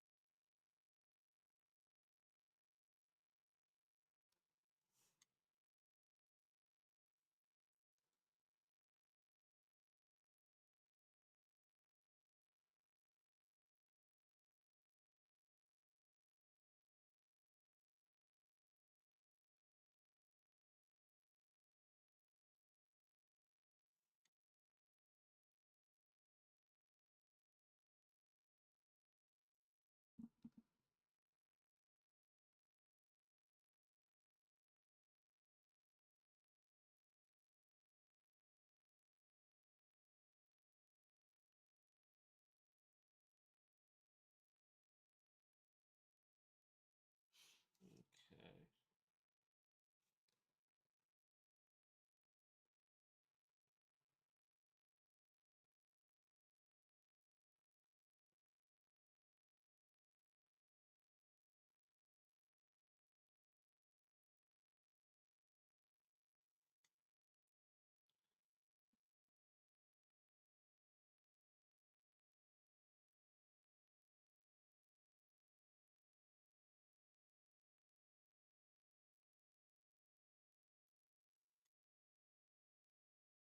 Oh, how we going? Everybody cool out there?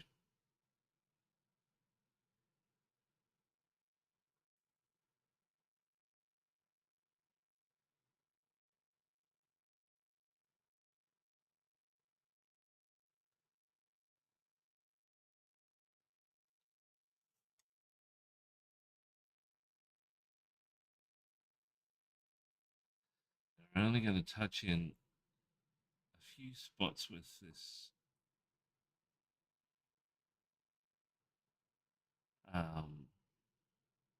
green gold.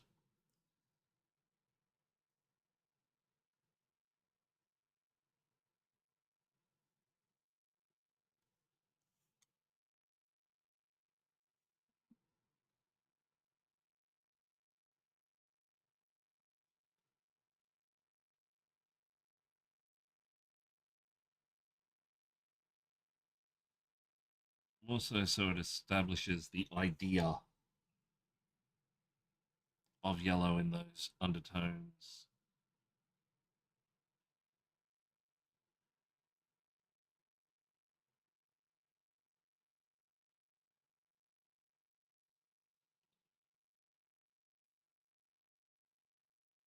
So you can just start to see it coming out on that buckle.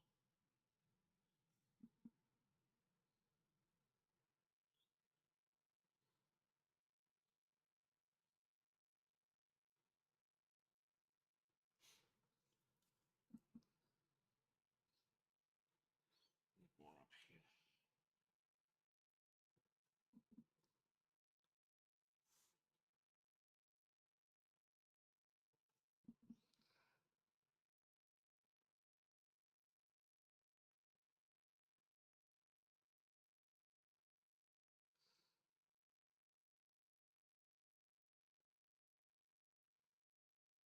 Now, the good thing about doing this particular recipe this way is once you've got it established and you throw back in your shadows, it literally makes it jump. Who's this?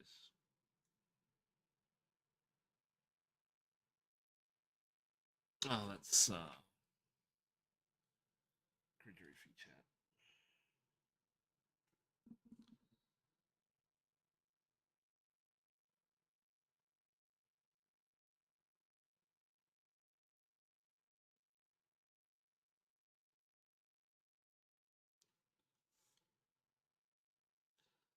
I actually want to get another Kadrufi set for my desk. So I've got one permanently in each spot. Like my travel kit and my streaming desk. Oh, my cat is coming to say hi. We're gonna have a complimentary cat break. Meow, meow, meow, meow. Come here. Yeah, cat cam happening. Come on. Panda cat. Panda. He's trying to scratch his head on the strap of my apron. Yes. Oh, come here, you. All right, viewers. You've probably met him before, but you'll meet him again. This is Panda. He is I think we worked it out to be a 5-year-old Maine Coon boy. Meow, meow, meow, meow, meow. He does. He meows. He comes in. Wise. He's not wise. He is a butt. He is arrogant. He is egotistical. It's like, what? No, I'm not.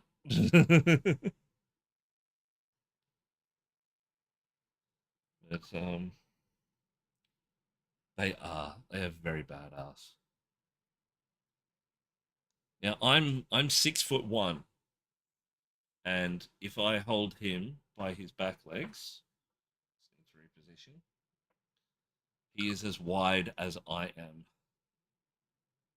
At a push. Wait, what? How is that a thing?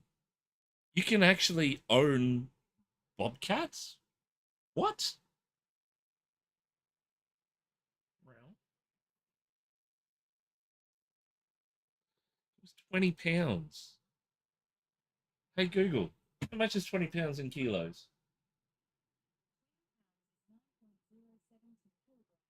That's nearly 10 kilograms of cat.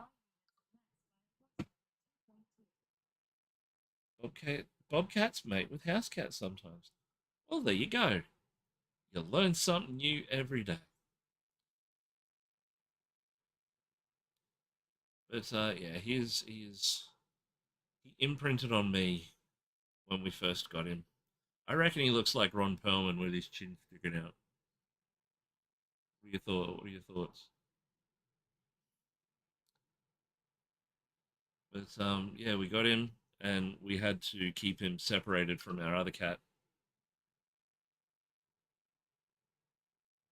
Cool. These guys are more like dogs. Took to a home as well. Oh yeah, wow, that'd be awesome. No, this guy wouldn't. You'd put a harness on him, and he'd try and tear you to pieces. I would think. Nah, we've tried, and he didn't take. It's probably the nicest way to put it. Um, yeah, I got cut up pretty bad. Like, it's strange when we got him. He imprinted on me, but um, he's taken finally to my son. However, I can do damn near anything to him, and he'll just let me do it.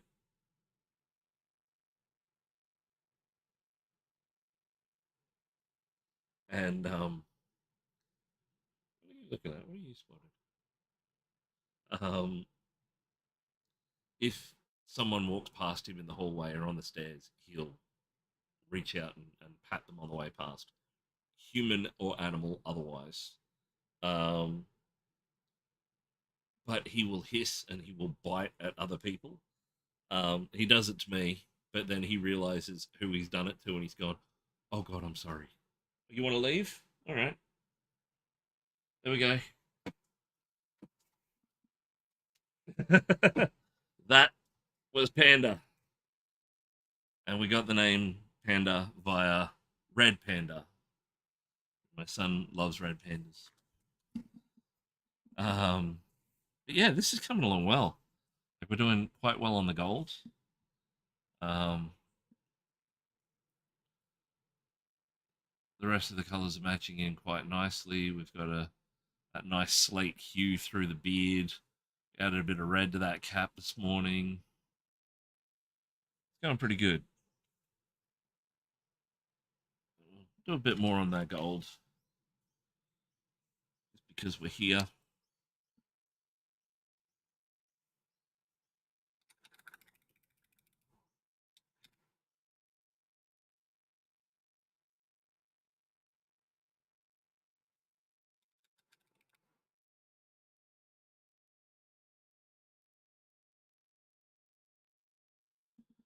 Clean off this brush. There we go. I think we got it.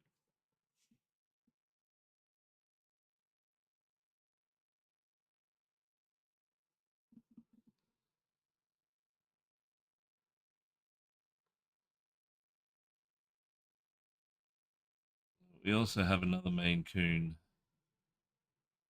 um, who is definitely a wizened old man. He is at the expected end of his life, breeds wise.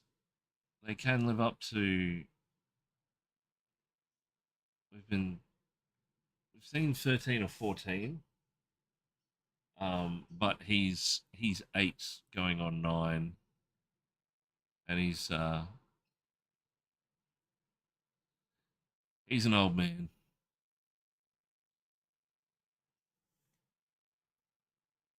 But his name is Boomy, a la Boomkin from World of Warcraft, because I used to play that. And when we got him, he looked like a little baby Boomkin, and yeah, so the name stuck.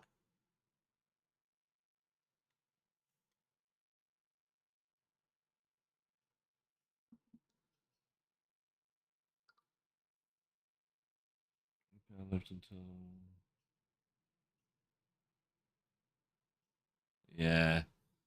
The bigger the animal, the faster they go. I've learned from experience.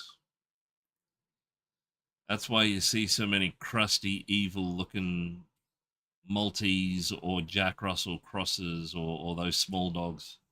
They die slowly so they can inflict pain and misery upon everybody else. 15 or 16. Wow, that's a good innings. Wow, 15 or 16. That's crazy.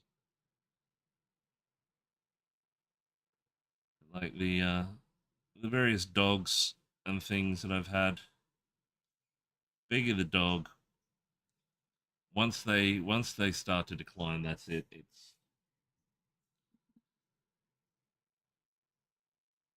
usually not long.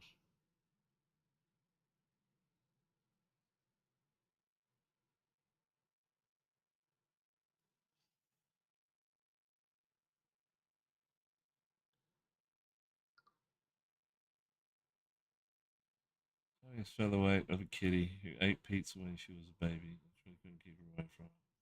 She lived to 21. Oh my god.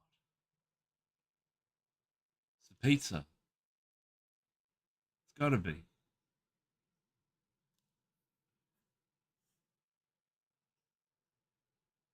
I reckon if I just ate pizza, I'd probably live to 21.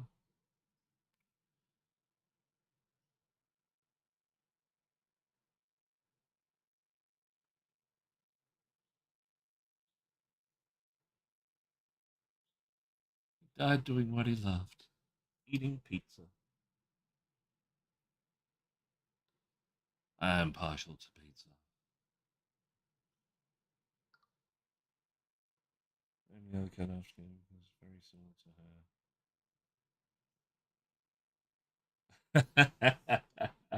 her. So she was named correctly. Nice. Well, we had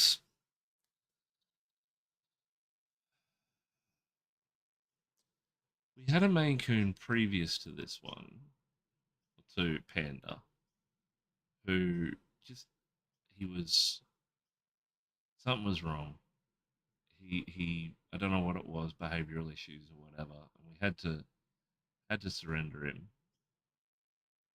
because like he was just yeah, he'd constantly try to escape. He was hostile towards just about everybody. Um, couldn't get the concept of a litter box or a toilet, no matter how hard we tried either of them. But spitting image of Panda,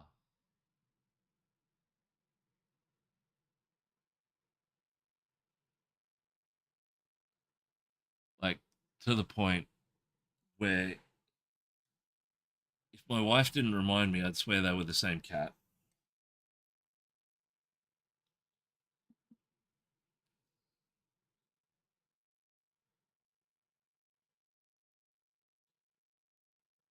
Just the attitude was different, very different.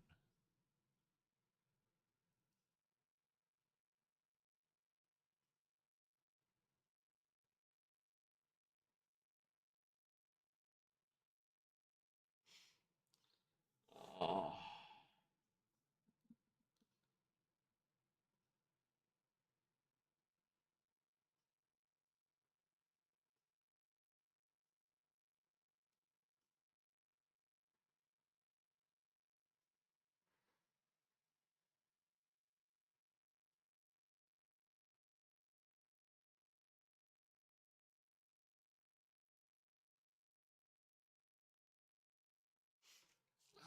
boy, can't get over the heat today. This is ridiculous, guys. Not even summer yet.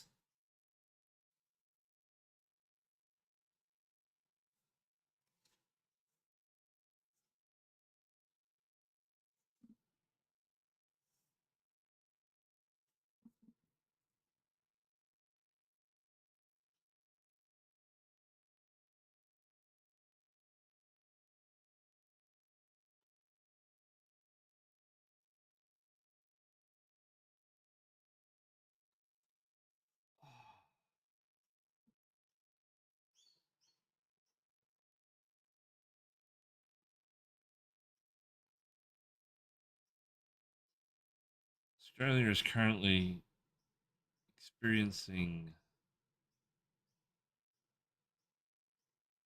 um, an obscure weather event because of an extreme high pressure system causing high temperatures in the upper atmospheres uh, or upper atmosphere of Antarctica, and it is causing like super hot, super dry in some areas, namely where I am, while down Melbourne Way, 3,000 odd kilometres to the south of me, um, it's like dangerous thunderstorms and sort of risks of flooding and all sorts of wonderful stuff. It's a wee bit crazy. Just going to start working in some of this acid green so we can build it up. And then we'll move back to a green gold, acid green, and white mix to start pulling in our highlights.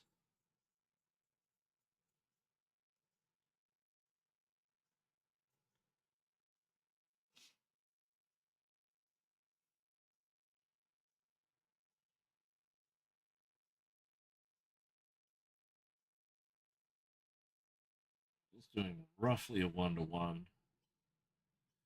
mix of the acid and the gold.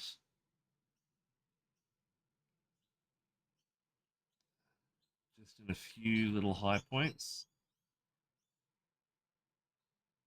And then we'll start mixing back into our yellow and orange tones so we can really start hitting our highs.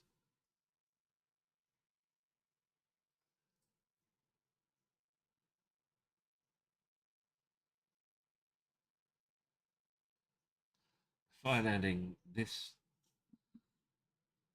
step is good because it gives a bit of tonal difference in our gold as well. And when we're aiming for the older style or not even corroded really, damaged and worn gold, those slight little green touches here and there sell that a lot better. Almost like a verdigris, but not.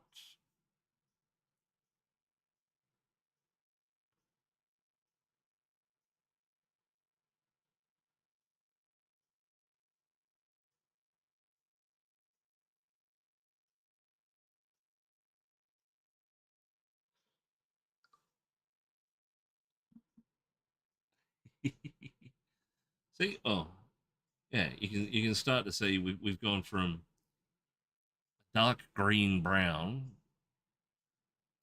and now it's starting to like we're getting into old brass territory at the moment. And our next pass with the creamy orange will start to like creamy orange green will start to pull in um, a lot of the interpretation of the gold.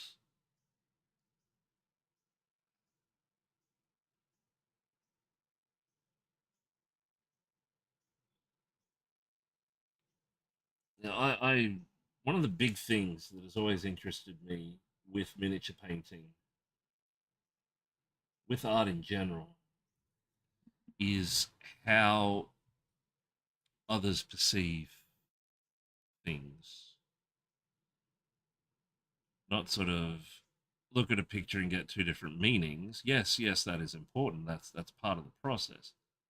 But what I'm talking about, what you actually see, because one of the things I've had to deal with recently since having my son born is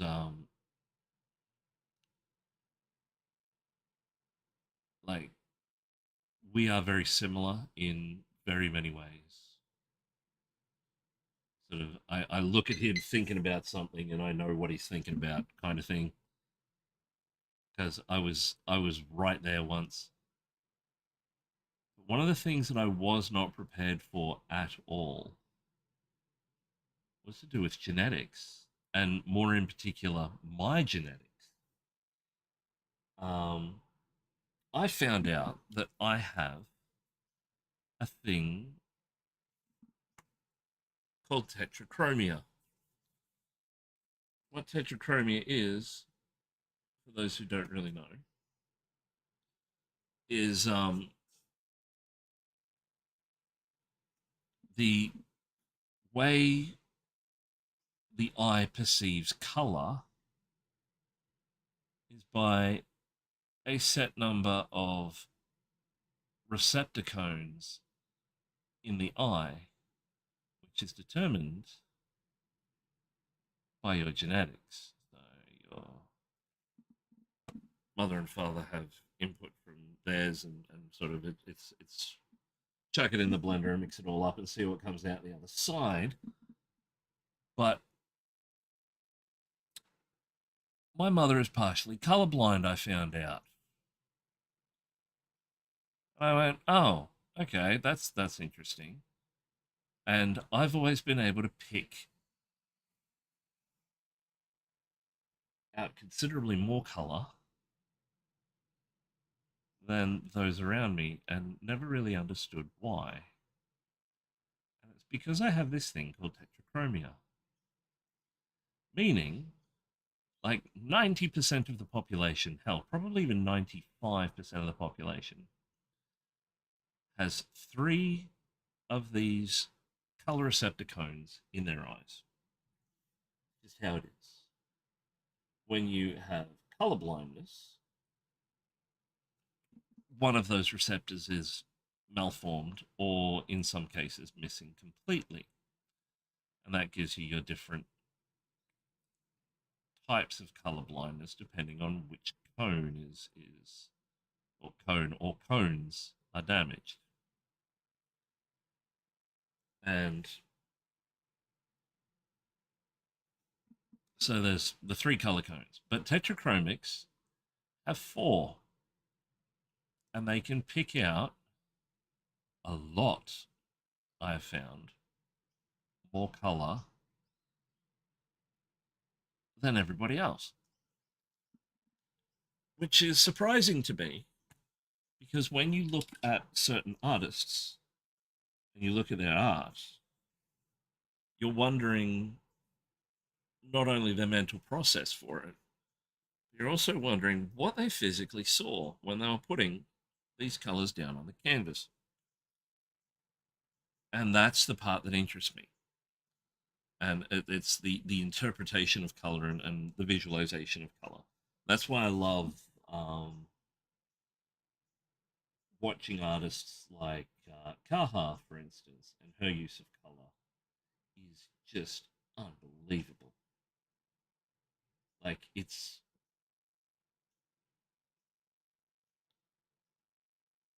like an acid daydream. It's great. I love watching her stuff. I'm gonna need white. Just so many different colors used in such a way that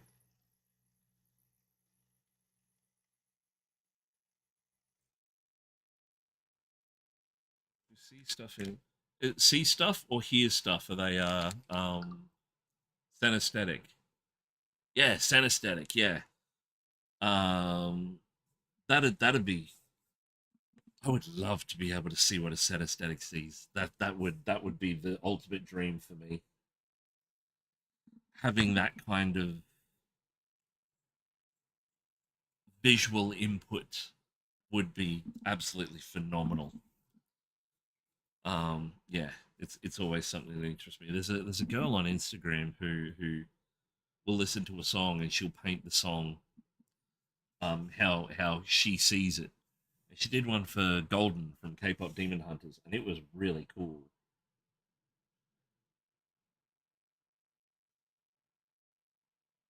But yeah, I found this. I was interested in all of this, and I have been interested in all of this for ages. And during the um, like early childhood stages, they do all the tests and bits and pieces, and like the sound tests and things like that. We found out Paxton's colorblind. That's my son, Paxton, and he has troubles registering greens and purples. And being someone who sees a little bit sees the world a little bit differently because I've got that wider gamut of color available to me, and knowing that he can't, um, because of what I do and how into art I am, it really, really stung, and it took me a long while to get over. Um, but like, I wouldn't show that. I wouldn't make him feel any different because of it. Um, but me being me and being as into art and visuals and stuff that I am, um, there was very much one of those, oh my god, what am I what am I meant to do with this information? How do I move forward? How do I process this? Um, and it was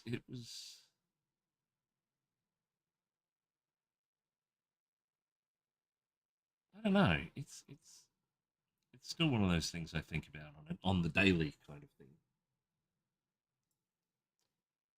But yeah, it's forced me to think more about perception more than anything else.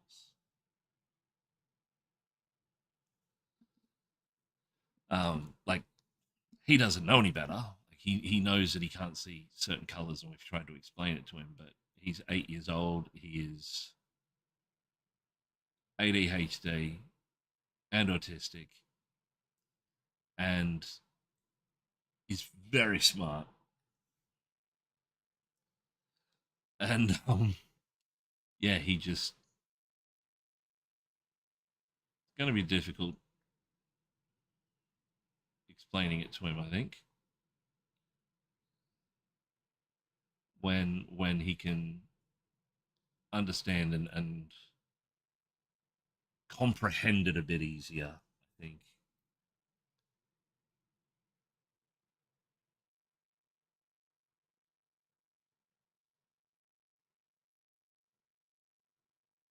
But yeah, it's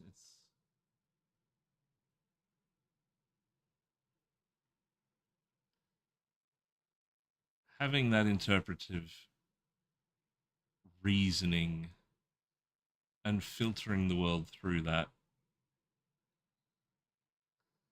makes things not difficult, just sometimes it takes me a bit longer to process stuff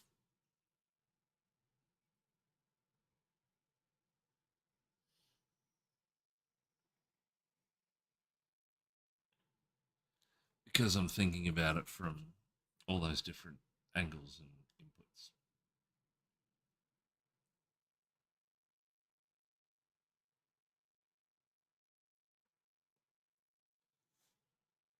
Damn, this humidity's killing me.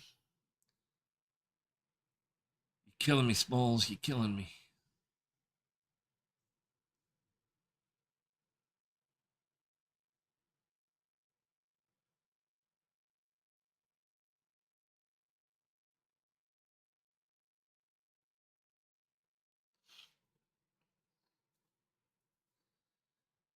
Gently selling that gold, starting to work in some damage here and there.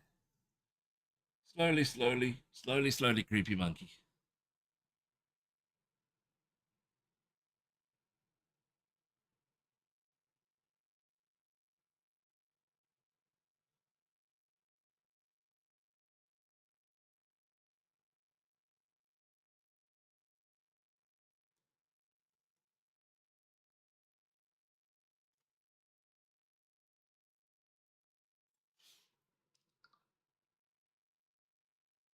Whoa! What? Raid? Who's coming in? Where? Who? What? Where we at? What we doing? I'm just swapping over to the Twitch thing so I can see what's going on. Me. There we go.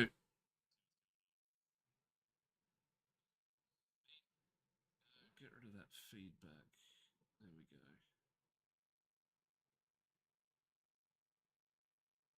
Come on, bring it up.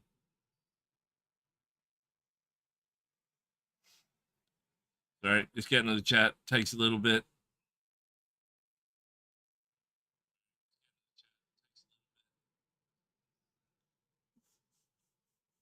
I use Beam for a lot of my dashboard stuff, so connecting to chat.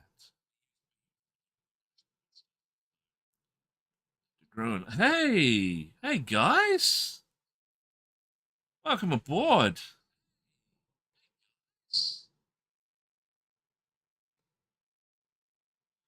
Do do do do do do do.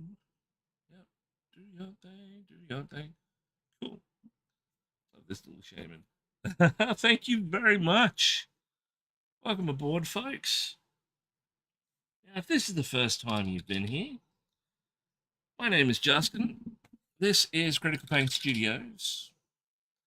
I am an Australian miniature painter based out of Brisbane, Australia, obviously. We are painting up. This is my 13th day streaming. We are painting up the Amanita Shaman from Creepy Tables. Where's the packet? I did have the packet. The packet is all the way over there. The packet can stay all the way over there. But as you can see, we just did a update to our brown cap, which we were working on yesterday. We've tinted it red, so it looks a bit more realistic. Just moving through the golden sections, brass sections.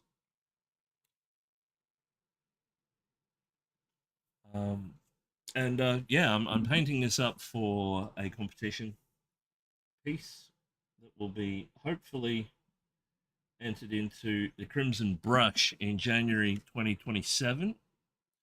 That's the goal anyway. Whether we get there or not is a different story. But yeah, I hope you all stick around. And if you do, please like and subscribe. I am like and subscribe. What is this, YouTube? I'm actually broadcasting on YouTube, but there's no one there watching. But yeah, if you do like what you see and you'd like to continue to see what else I've got coming up in the future, drop us a follow. We are on the ever winding path to affiliate status, so trying to grind that out. Got I need to have people chatting in stream. Michael's doing a really good job. We've got De Gruen, uh, Sebastian Miniatures. Whereabouts are you, Sebastian? 27 hours. Are you up north? Are you in Cairns or something? Or Mackay? 27 hours. That's like another country. Gotta be. New York. Yeah. Yeah, you're a long way from Crimson Brush, buddy. That's like me going, bugger it. I'll go to Comic Con. As much as I would love to.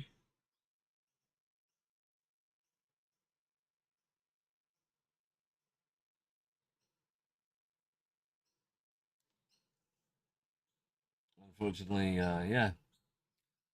I have a hard enough time traveling down a set of stairs, let alone to another country. We recently went to Sea Life, which is like an aquarium attraction, like a low budget SeaWorld kind of thing. Pretty cool, but for extended periods and stuff like that, I have a mobility scooter, and it is not designed for one of those in mind. Lots of steep incline ramps, and lots of very tight spaces if you need to turn around. Layout's a bit odd as well.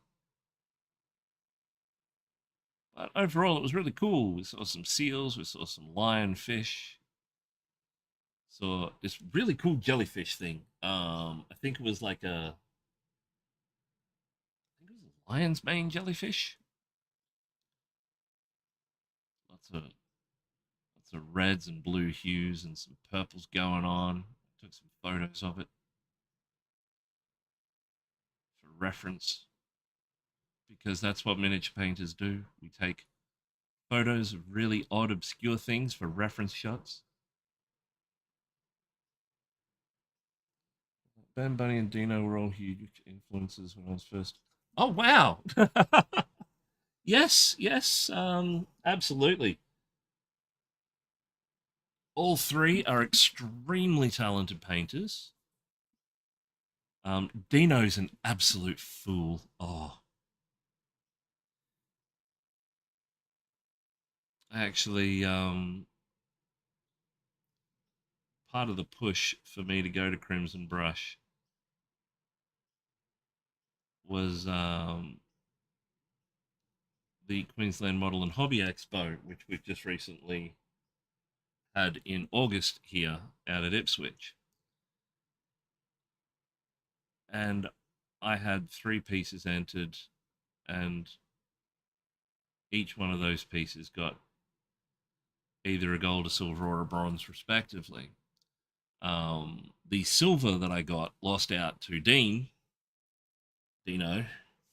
Trent Dennison. Um, and he said, "When are you going to Brush? Or when are you going to Crimson?" I said, "I probably won't be." And he said, "You should be. You're good enough." And if anyone knows Dino, they know what high praise that is. The other person I lost out to on the bronze, I was up against um, Benjamin Flood. And he is one of my idol painters.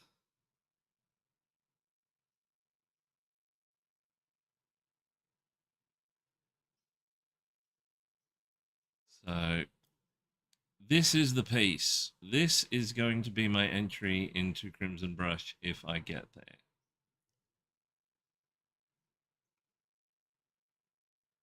Health and money prevailing, which is a pretty big thing for me.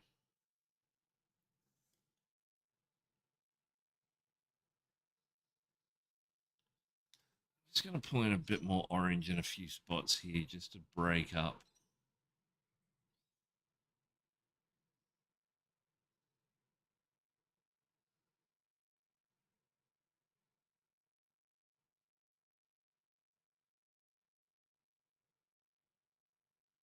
A few spots.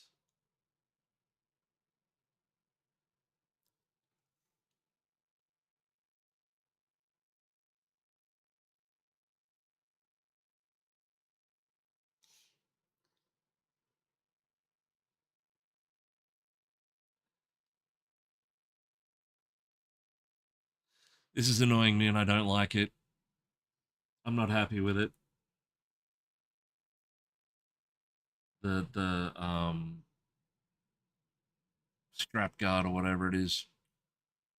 Thinking about going over it. What is chat's thoughts?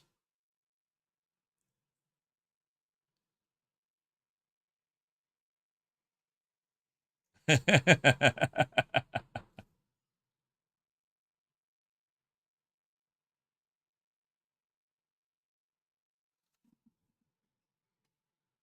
on. There we go. Strange. This stream system works for a bit, and then it goes quiet. So you've been talking. I haven't seen it. I'm just going back through.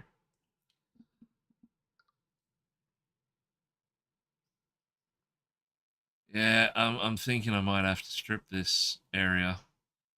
Yep. Okay. We're doing it. Live on stream.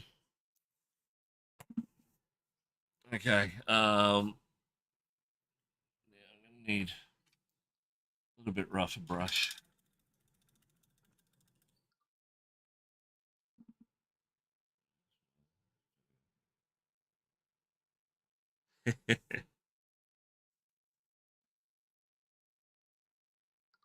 So this is just my mix that I use to clean my brushes. So it's a 50-50. Well, first off, it's a 50-50 of Windex and Simple Green, the all-purpose cleaner.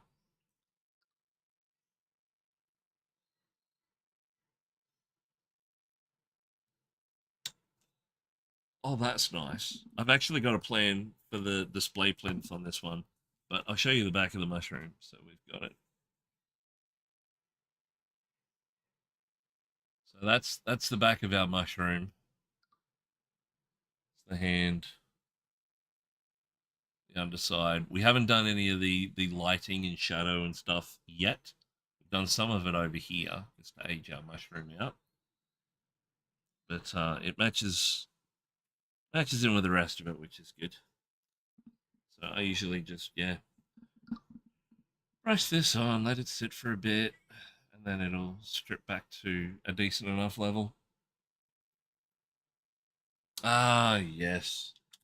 I thought about that, and I thought about that, and then I looked at all the nooks and crannies, and I went, "No, we are going hard, or we are not doing it at all."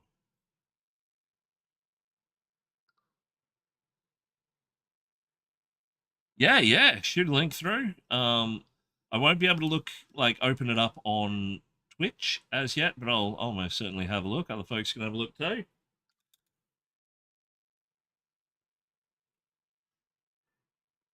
Discord link. Let me. I'm just gonna turn around. Actually, let's see what happens if I hit that.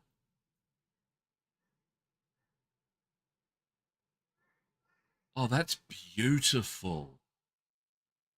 Wow. You've gone full on druid with him. That is so sick. What an amazing job. Oh, I want to stop painting and throw this in the bin now. Damn. That is whoa. All right. Um, if you're on Instagram, drop a link to your Instagram as well, because if I'm not following you, I need to be following you. Hey, we went very similar on the mushroom. Oh, and it continues all the way through the back. Shit. That's astounding. That is, I love it. Um, I won't do that here. I'll do that. Yeah, remind me, and I will do that. That's awesome. Damn. Yeah, Have you got a stream channel as well, Sebastian? I like green. So do I, and I don't have any of it on this model yet. I'm a bit bummed at that.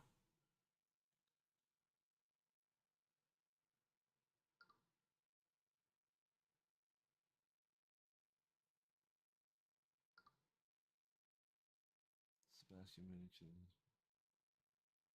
Ah, that's all right. As I said, this is like my 13th day streaming.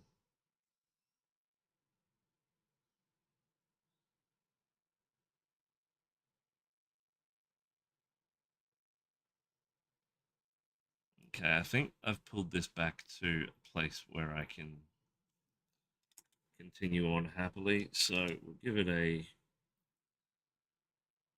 rinse off and a bit of a dab.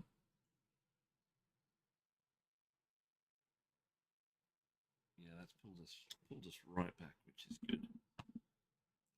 Try this off.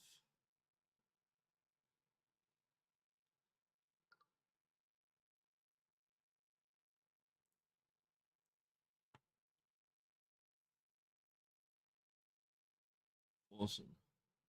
It was earlier this year, but haven't in the past few months. Oh, okay.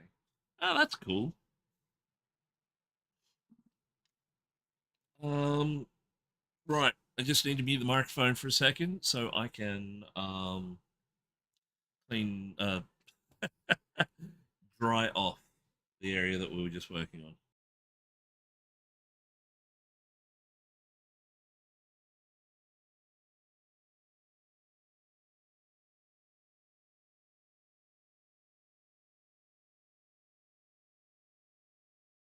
Okay.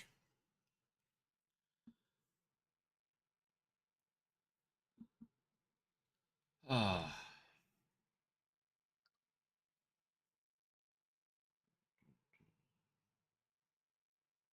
Where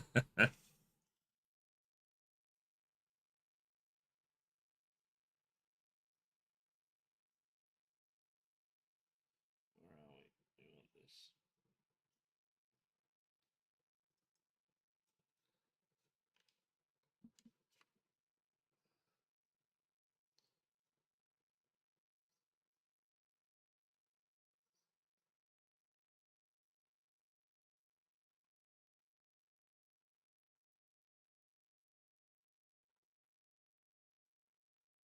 I'll take this back down to our rust tone, then we'll work it back up from there.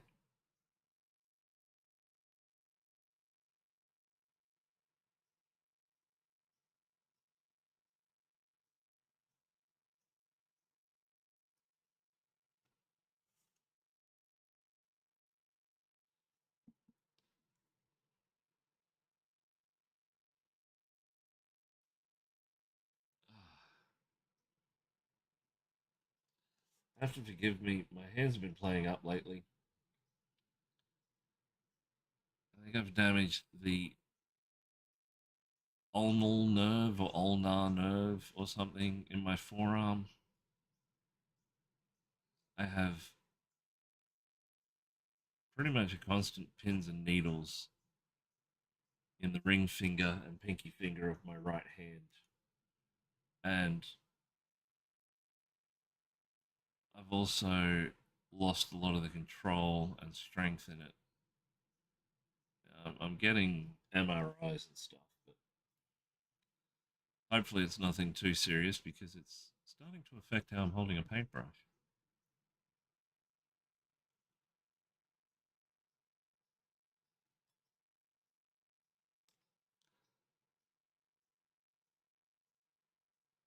So if anybody knows any good stretching exercises or stuff for hands, I am all ears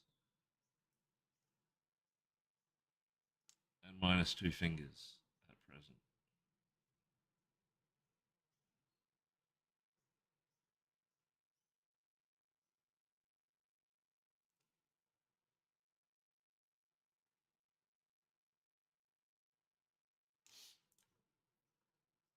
Oh,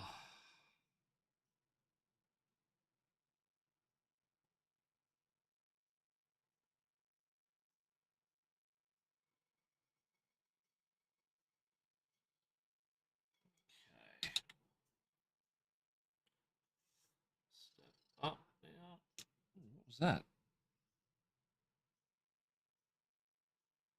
I get these strange sounds every now and again.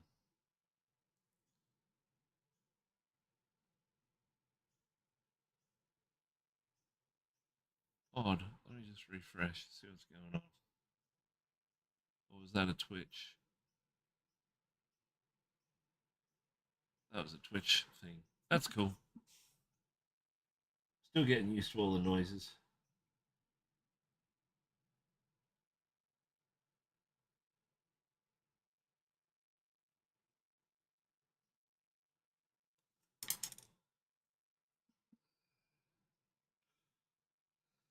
Huh.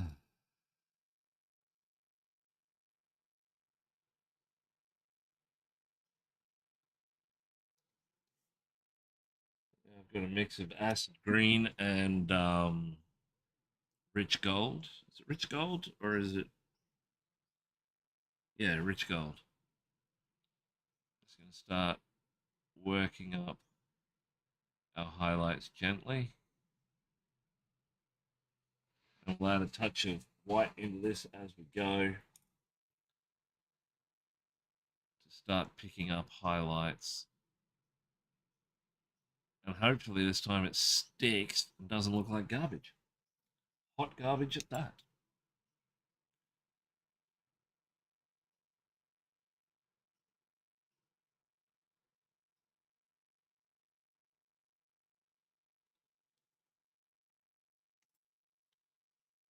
It's a big thank you to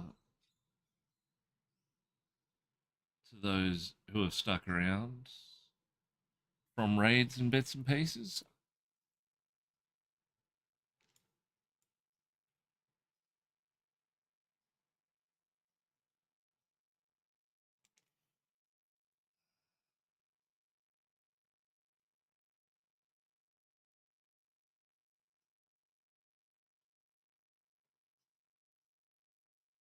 I appreciate the support.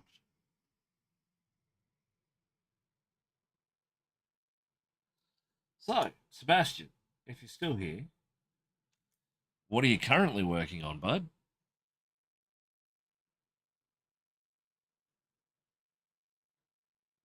That's the caliber of your shaman.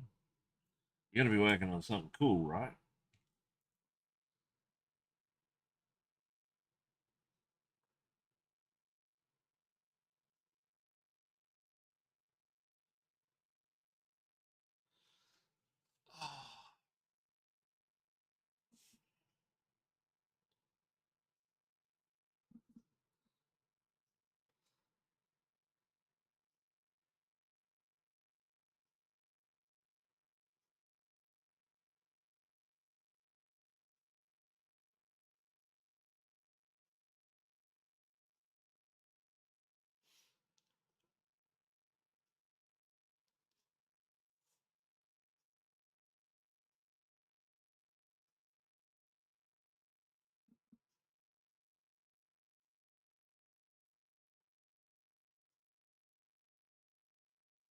September was a bit of a slow month, to be honest.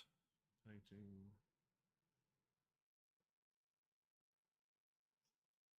Oh, hang on. Is this the Green Knight? Oh, yeah. Damn, dude, that's lovely as well. And yes, I can absolutely tell that you do love green. Probably love green as much as I do.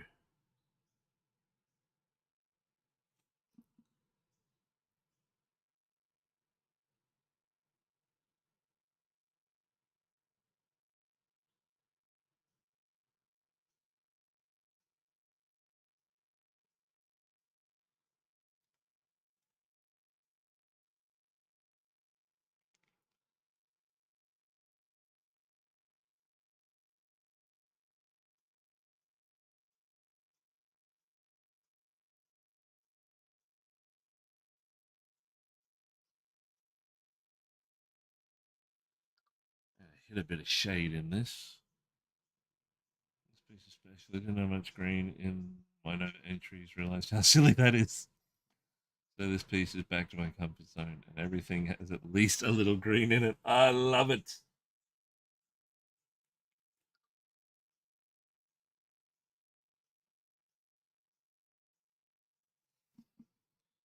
Not quite a monochromatic scheme, but close.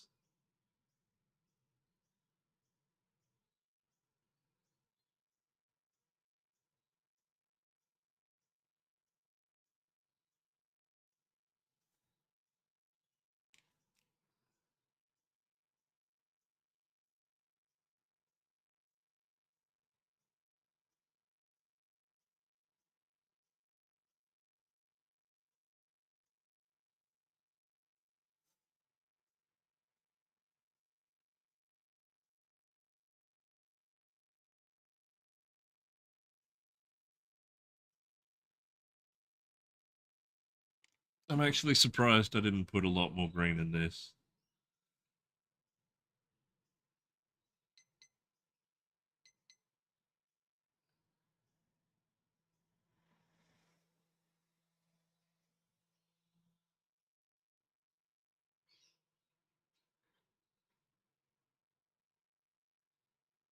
Green is my favorite color.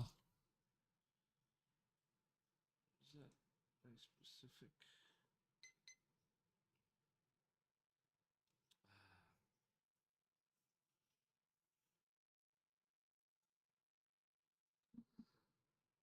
I'll deal with that in a moment.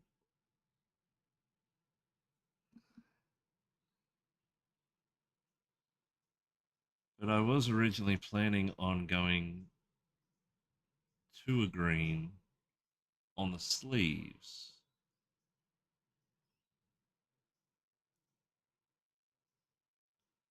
But I don't know why I didn't.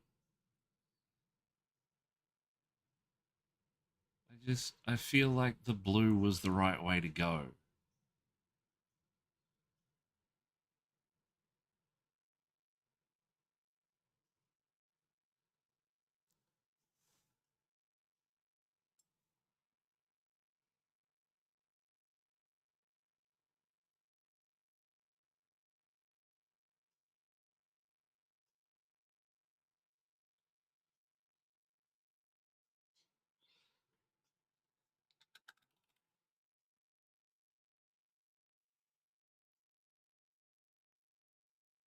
Like Michael said earlier, go with your gut. And my gut said not green, which is very, very rare for my gut.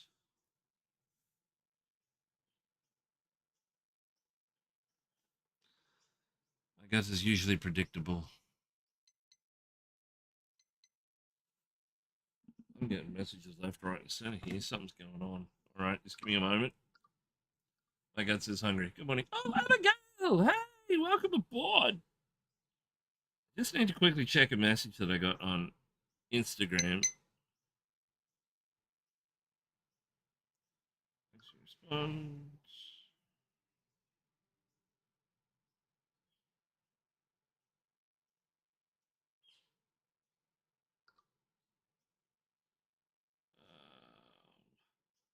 I'll get back to them shortly. Getting very magical wizardy vibes from the blue, and it's a beautiful contrast to the crimson cat. Exactly. Let's go with that.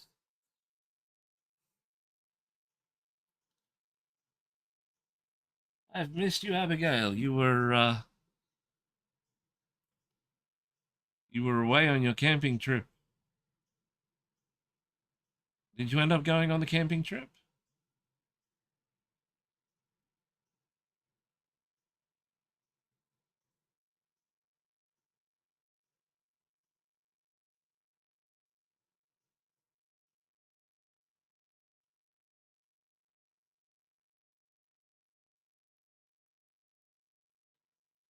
I did some review work for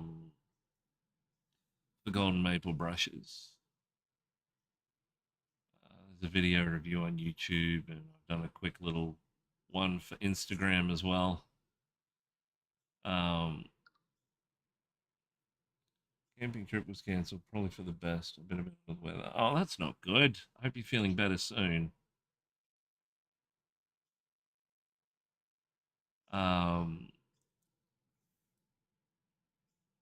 but it seems like their factory division doesn't talk to their management division, or their social media teams don't, at any rate. Because I've got two lots of people asking me two completely different caliber questions, and I'm just trying to bring them both onto the same page. Um, while there was aspects of the golden maple brushes I liked very much, there are some bits that I didn't.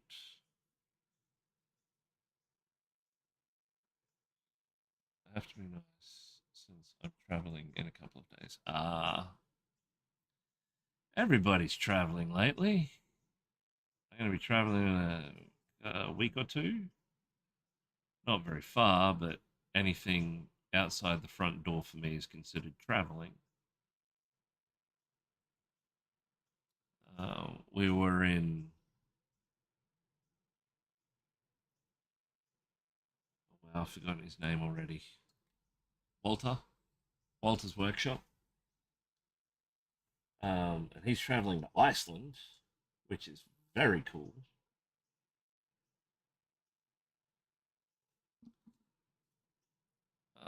You're traveling. Anyway, back to Golden Maple. Yes. You kept talking about the Phallus Museum and the, more specifically, the gift shop. So I think he's going to bring home a present. Not entirely sure. He says, with a discernible hint of sarcasm.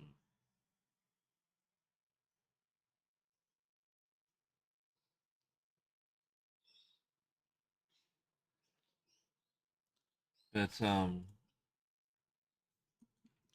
yeah, I like the golden maple brushes. They are great. Uh, they are positioned to be, if you are a miniature painter who is new-ish to the hobby, you start out with the usual stuff, the Citadel brushes, yada yada yada, garbage, garbage, garbage. Everyone says buy expensive stuff. These fit that price point.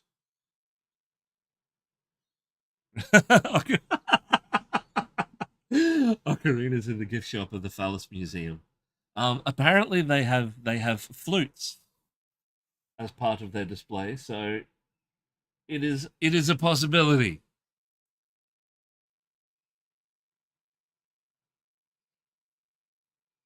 Um, yes, these brushes would fill that gap between spending a lot of money on expensive brushes that you as yet don't really know how to use because they react differently because Kolinsky's are different to Citadels.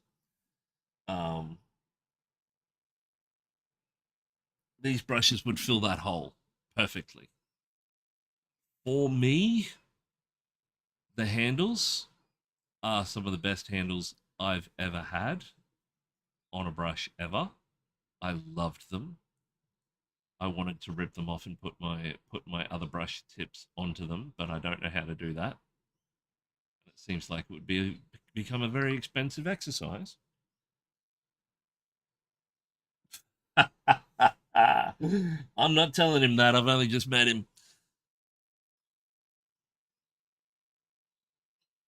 But I like snapback on my brushes,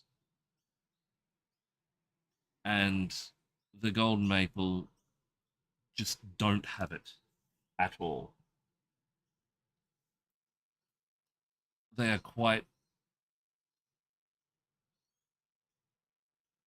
without making this sound worse than it is, soft and limp.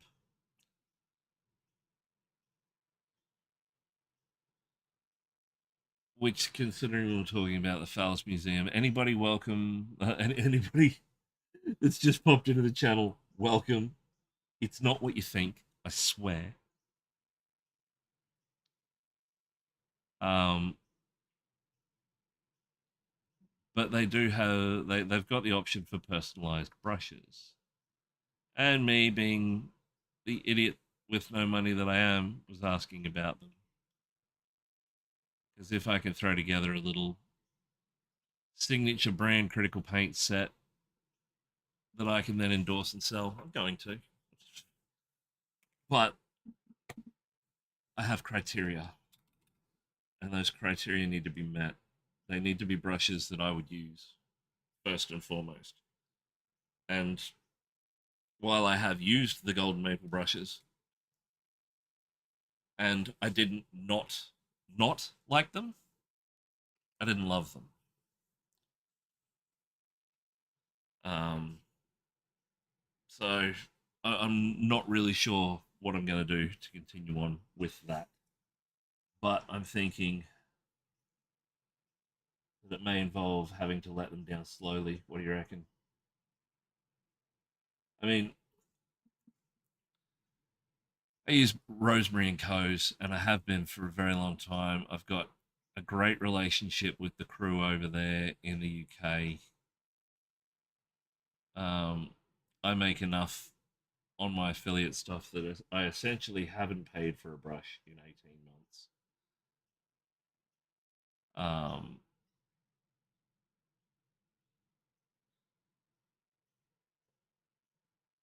but having said that, there are some brushes that just aren't in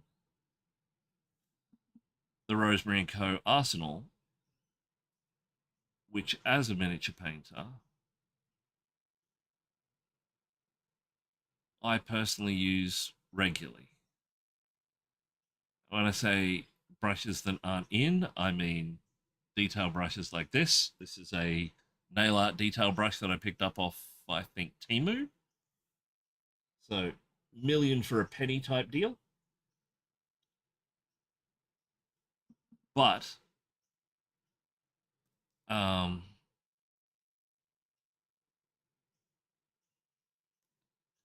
I would love it if they sold them.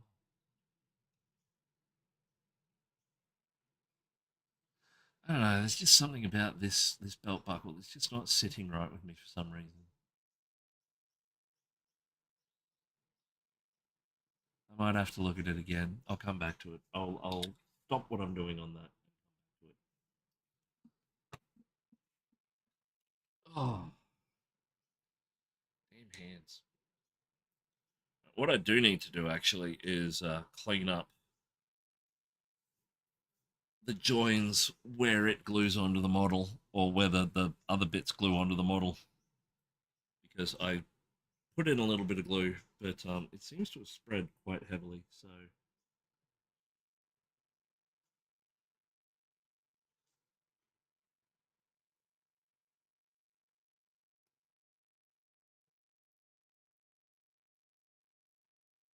here we go. It's looking like a brush that I would enjoy for oil painting. My favorite is the 18 short linear from Princeton. Yeah, these ones are dirt cheap. Like I've got a link AliExpress where it's like I think the brushes work out to 7 cents or something. Absolutely ridiculous. 70 cents or I get a heap for under $100, and I probably wouldn't have to buy any ever again. Damn hands. Now, if I can't get my hand under control, I may have to finish up the stream because, yeah, not having a hand and being a miniature painter is not the done thing. So I've just got an X-Acto knife and I'm just getting the old glue out of this so the model will sit together nicely again. Because when I was priming it, I just lightly glued it together.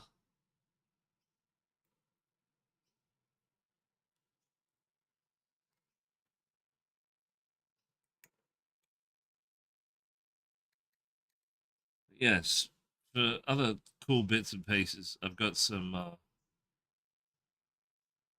interesting stuff in the works as far as brushes and things go. So watch this space.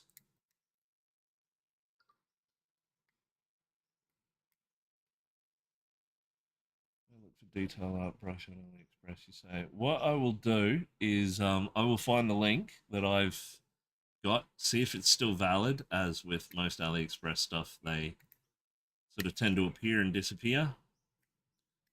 But yeah, if you look for detail nail art brush, it usually and type single detail nail art brush, it should bring it up.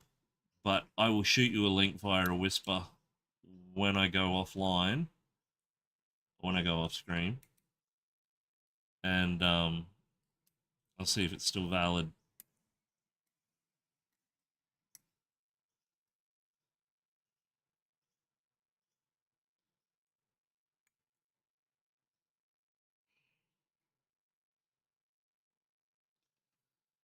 Okay.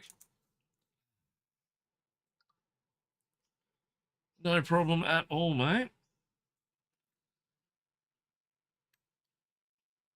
If there's one thing I'm always happy to share, it's stuff that I find that will make our lives easier.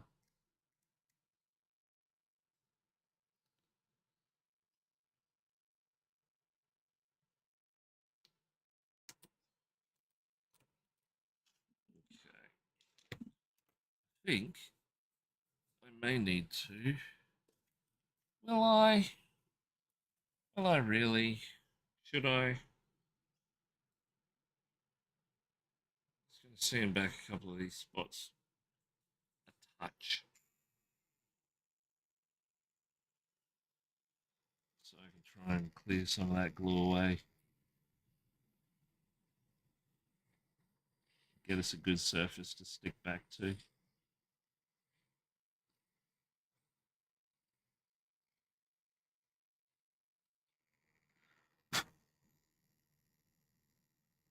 Yeah, that will work.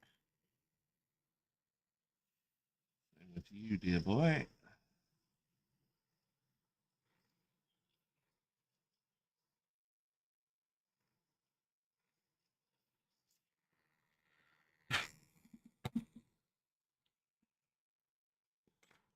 Now, while we're here and we've got it out, we may as well look at the thing together.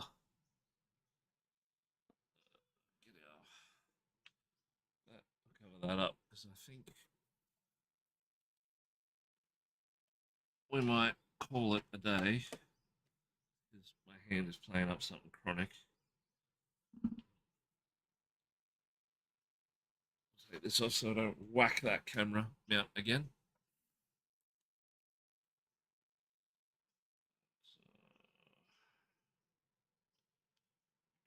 So,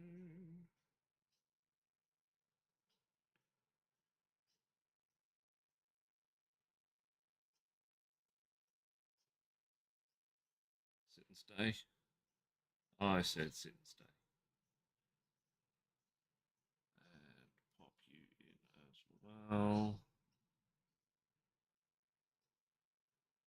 And make sure we're focused. So it's coming along. Even if we did have a couple of hiccups along the way.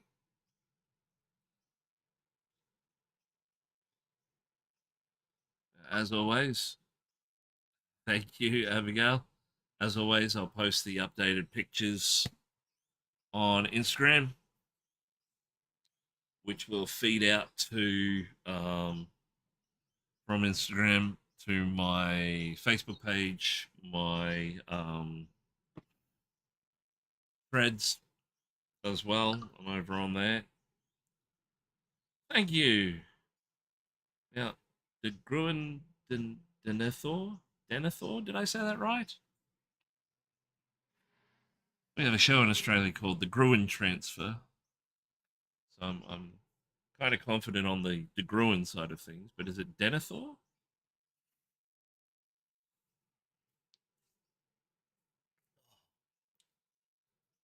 But yeah, it's been interesting road, both streaming on Twitch and painting this particular model, because there's a lot of aspects to this that I've never ever done before. Ah, right, okay.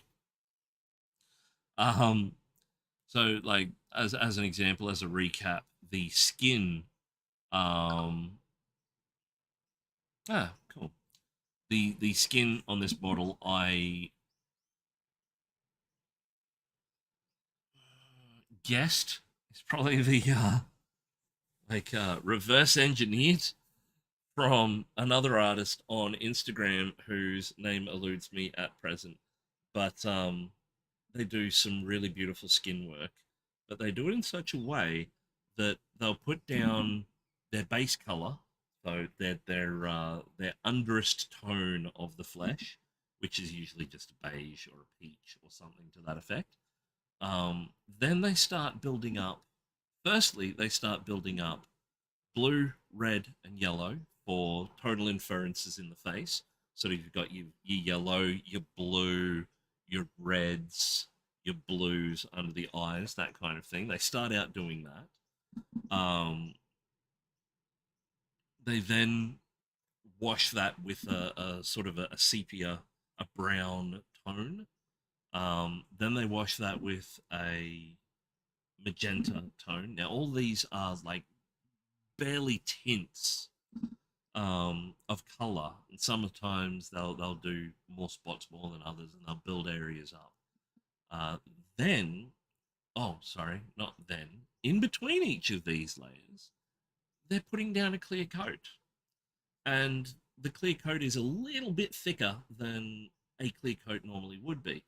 I had no idea what they were doing, so I guessed, and I did a very liquidated version of liquidated, you idiot, a diluted version of PVA glue, distilled water, thinner and retarder as a glaze mix, so a very like watered down milk consistency. It was very thin, but thicker than a standard varnish.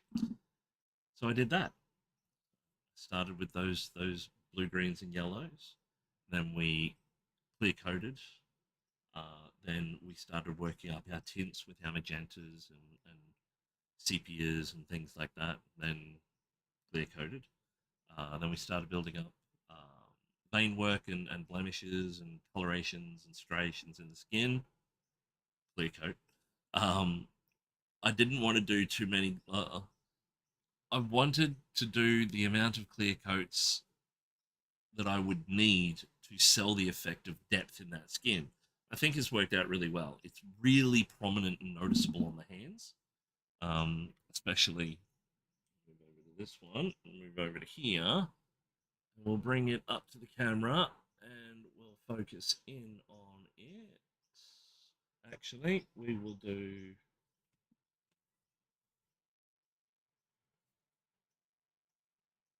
this so we can actually see what we're doing.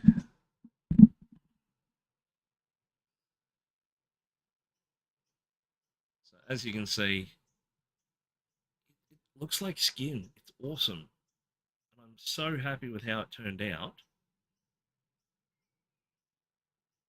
Then I added some dirt on the fingers there to really pull that across as well. Um, but yeah, sort of the continual back and forwards between those clear coats and the tints and the colorations and the striations and then the blemishes and then our little warts and bits and pieces on the face, and then because of his age and because of the size of his nose, I did a little bit of gout in his system, so he's got some red blemishes and stuff around his nose and cheeks, as you can see there.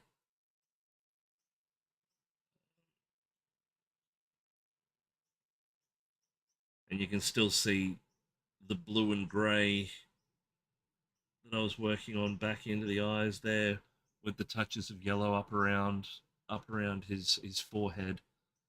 With the beard, we went through. We started with a gradiental blend. Then I started picking out hairs across each of the little sort of musculature sections of the beard that look like muscle.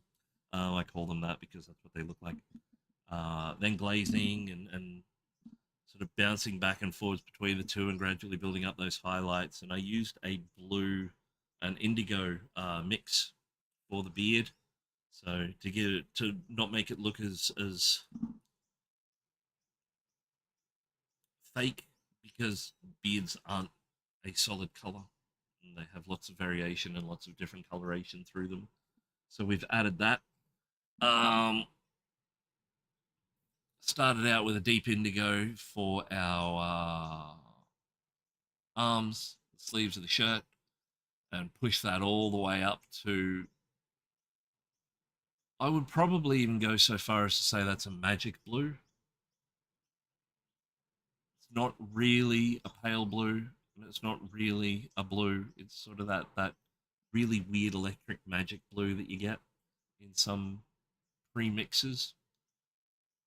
We went very deep brown, sort of a buckskin finish on that vest. Uh, this cap, yesterday at this time, was brown. This morning, like I thought about it and thought about it and thought about it. I originally wanted it to be super vibrant red. I thought, no, we're pushing realism. So I went in with the brown first, built up from our darkest to our brightest highlights with browns, to really good effect. The photos are on Instagram. But this morning we tinted in some sort of a deep crimson color and some reds to make it more in line with your traditional gnomish red cap type scenario. The mushroom, we went with the Amanita mushroom, and we sealed that with the PVA watered down mix glaze a couple of times so we could make the mushroom look fleshy like the skin. Um, Went with a traditional wooden pipe, even though it could be construed as a horn pipe quite easily. Um, but yeah, there we are. That's where we're up to at the moment. A lot further along than I had initially planned, but still not far enough to say we're even close to halfway yet. Still need to push and refine all of the model. But I'm getting that belt and stuff done before I put the rest of it together, and then we'll work on shadowing and highlights and touch ups and sort of light points and bits and pieces. But I think that is where we will leave it today. And I'm going to do the correct thing now that I've got some people in stream. Thank you very much. See the finished product. Thank you. Still a long way to go yet. Hopefully, it'll be worthy of competition. But yeah, thank you very much for stopping in and saying hello. And thank you very much to all those who rated and who have found me because of rating. And I'm going to continue the tradition and find someone to raid you all into and drop them in. Say good day. I'll hang around for a couple of minutes, and then I'm going to make something to eat, I think. So thank you all very much again. You have no idea how much it means to me that people are enjoying this. Like as I said, I've been doing this for 8 years, but up until the last 12 months or so, because I've been interacting with other people and being part of the Display Painters Guild. Thank you, De Gruen. You take care as well. My painting has been limited to just me doing this, listening to music, just generally driving myself around the bend. But now that I have people to interact with, it's changed everything for me, and it's something that I look forward to because I don't get out much. and I'm hoping it continues, and I hope it grows, and I hope you all come along for the ride. Hmm. So I'm going to pop over to my desk, which is directly behind my computer desk, which is directly behind me, and we'll see who's available, and we'll drop you in there. Alrighty, have fun, folks. Oh, where are we?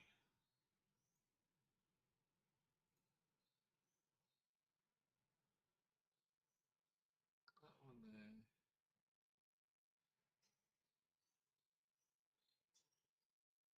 Where's that stream manager? Stream manager, there it is. What have we got that's on?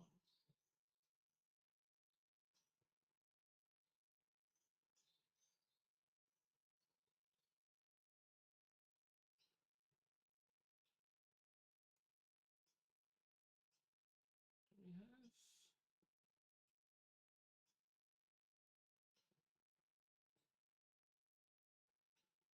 We do have a few people on. Just bear with me.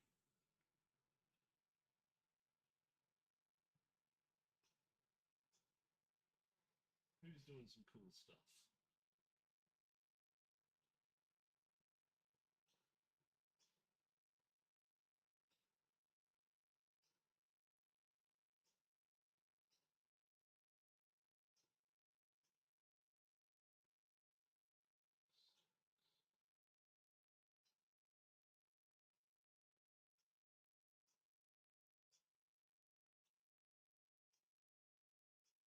Drop into there, I think.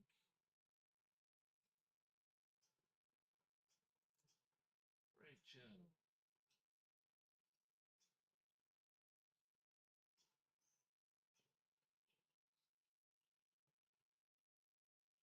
Angry Grizzly, Defcon, Midnight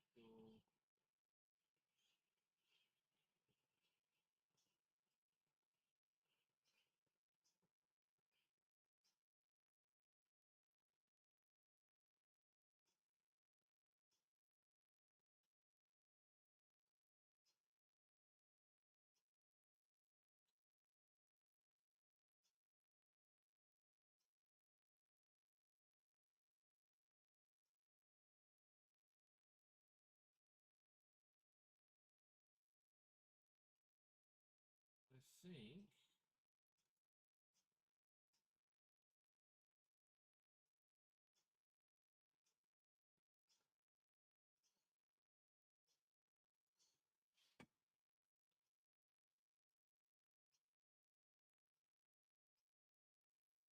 That person's not in the stream. That may not work. Do, do, do, do, do, do, do.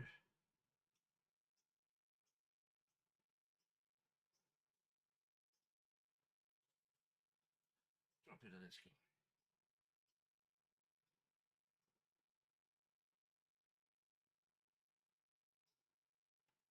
Anyone I'm sub to that I can drop people into?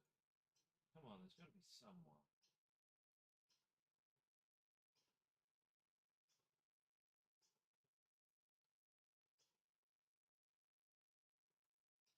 Anyone? Anyone at all? Especially Mochi Vito. No. It's not really anyone online, folks, as far as miniature painters that I follow go.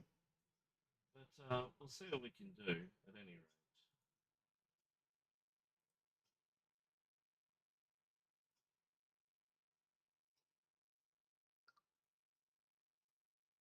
Okay. I think she would be a great target if I may suggest. Of course, yes, absolutely. So let's see.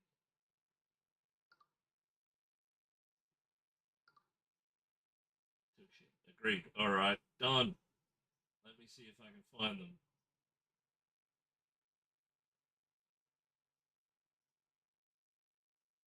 Okay, first stream in September. Here we go.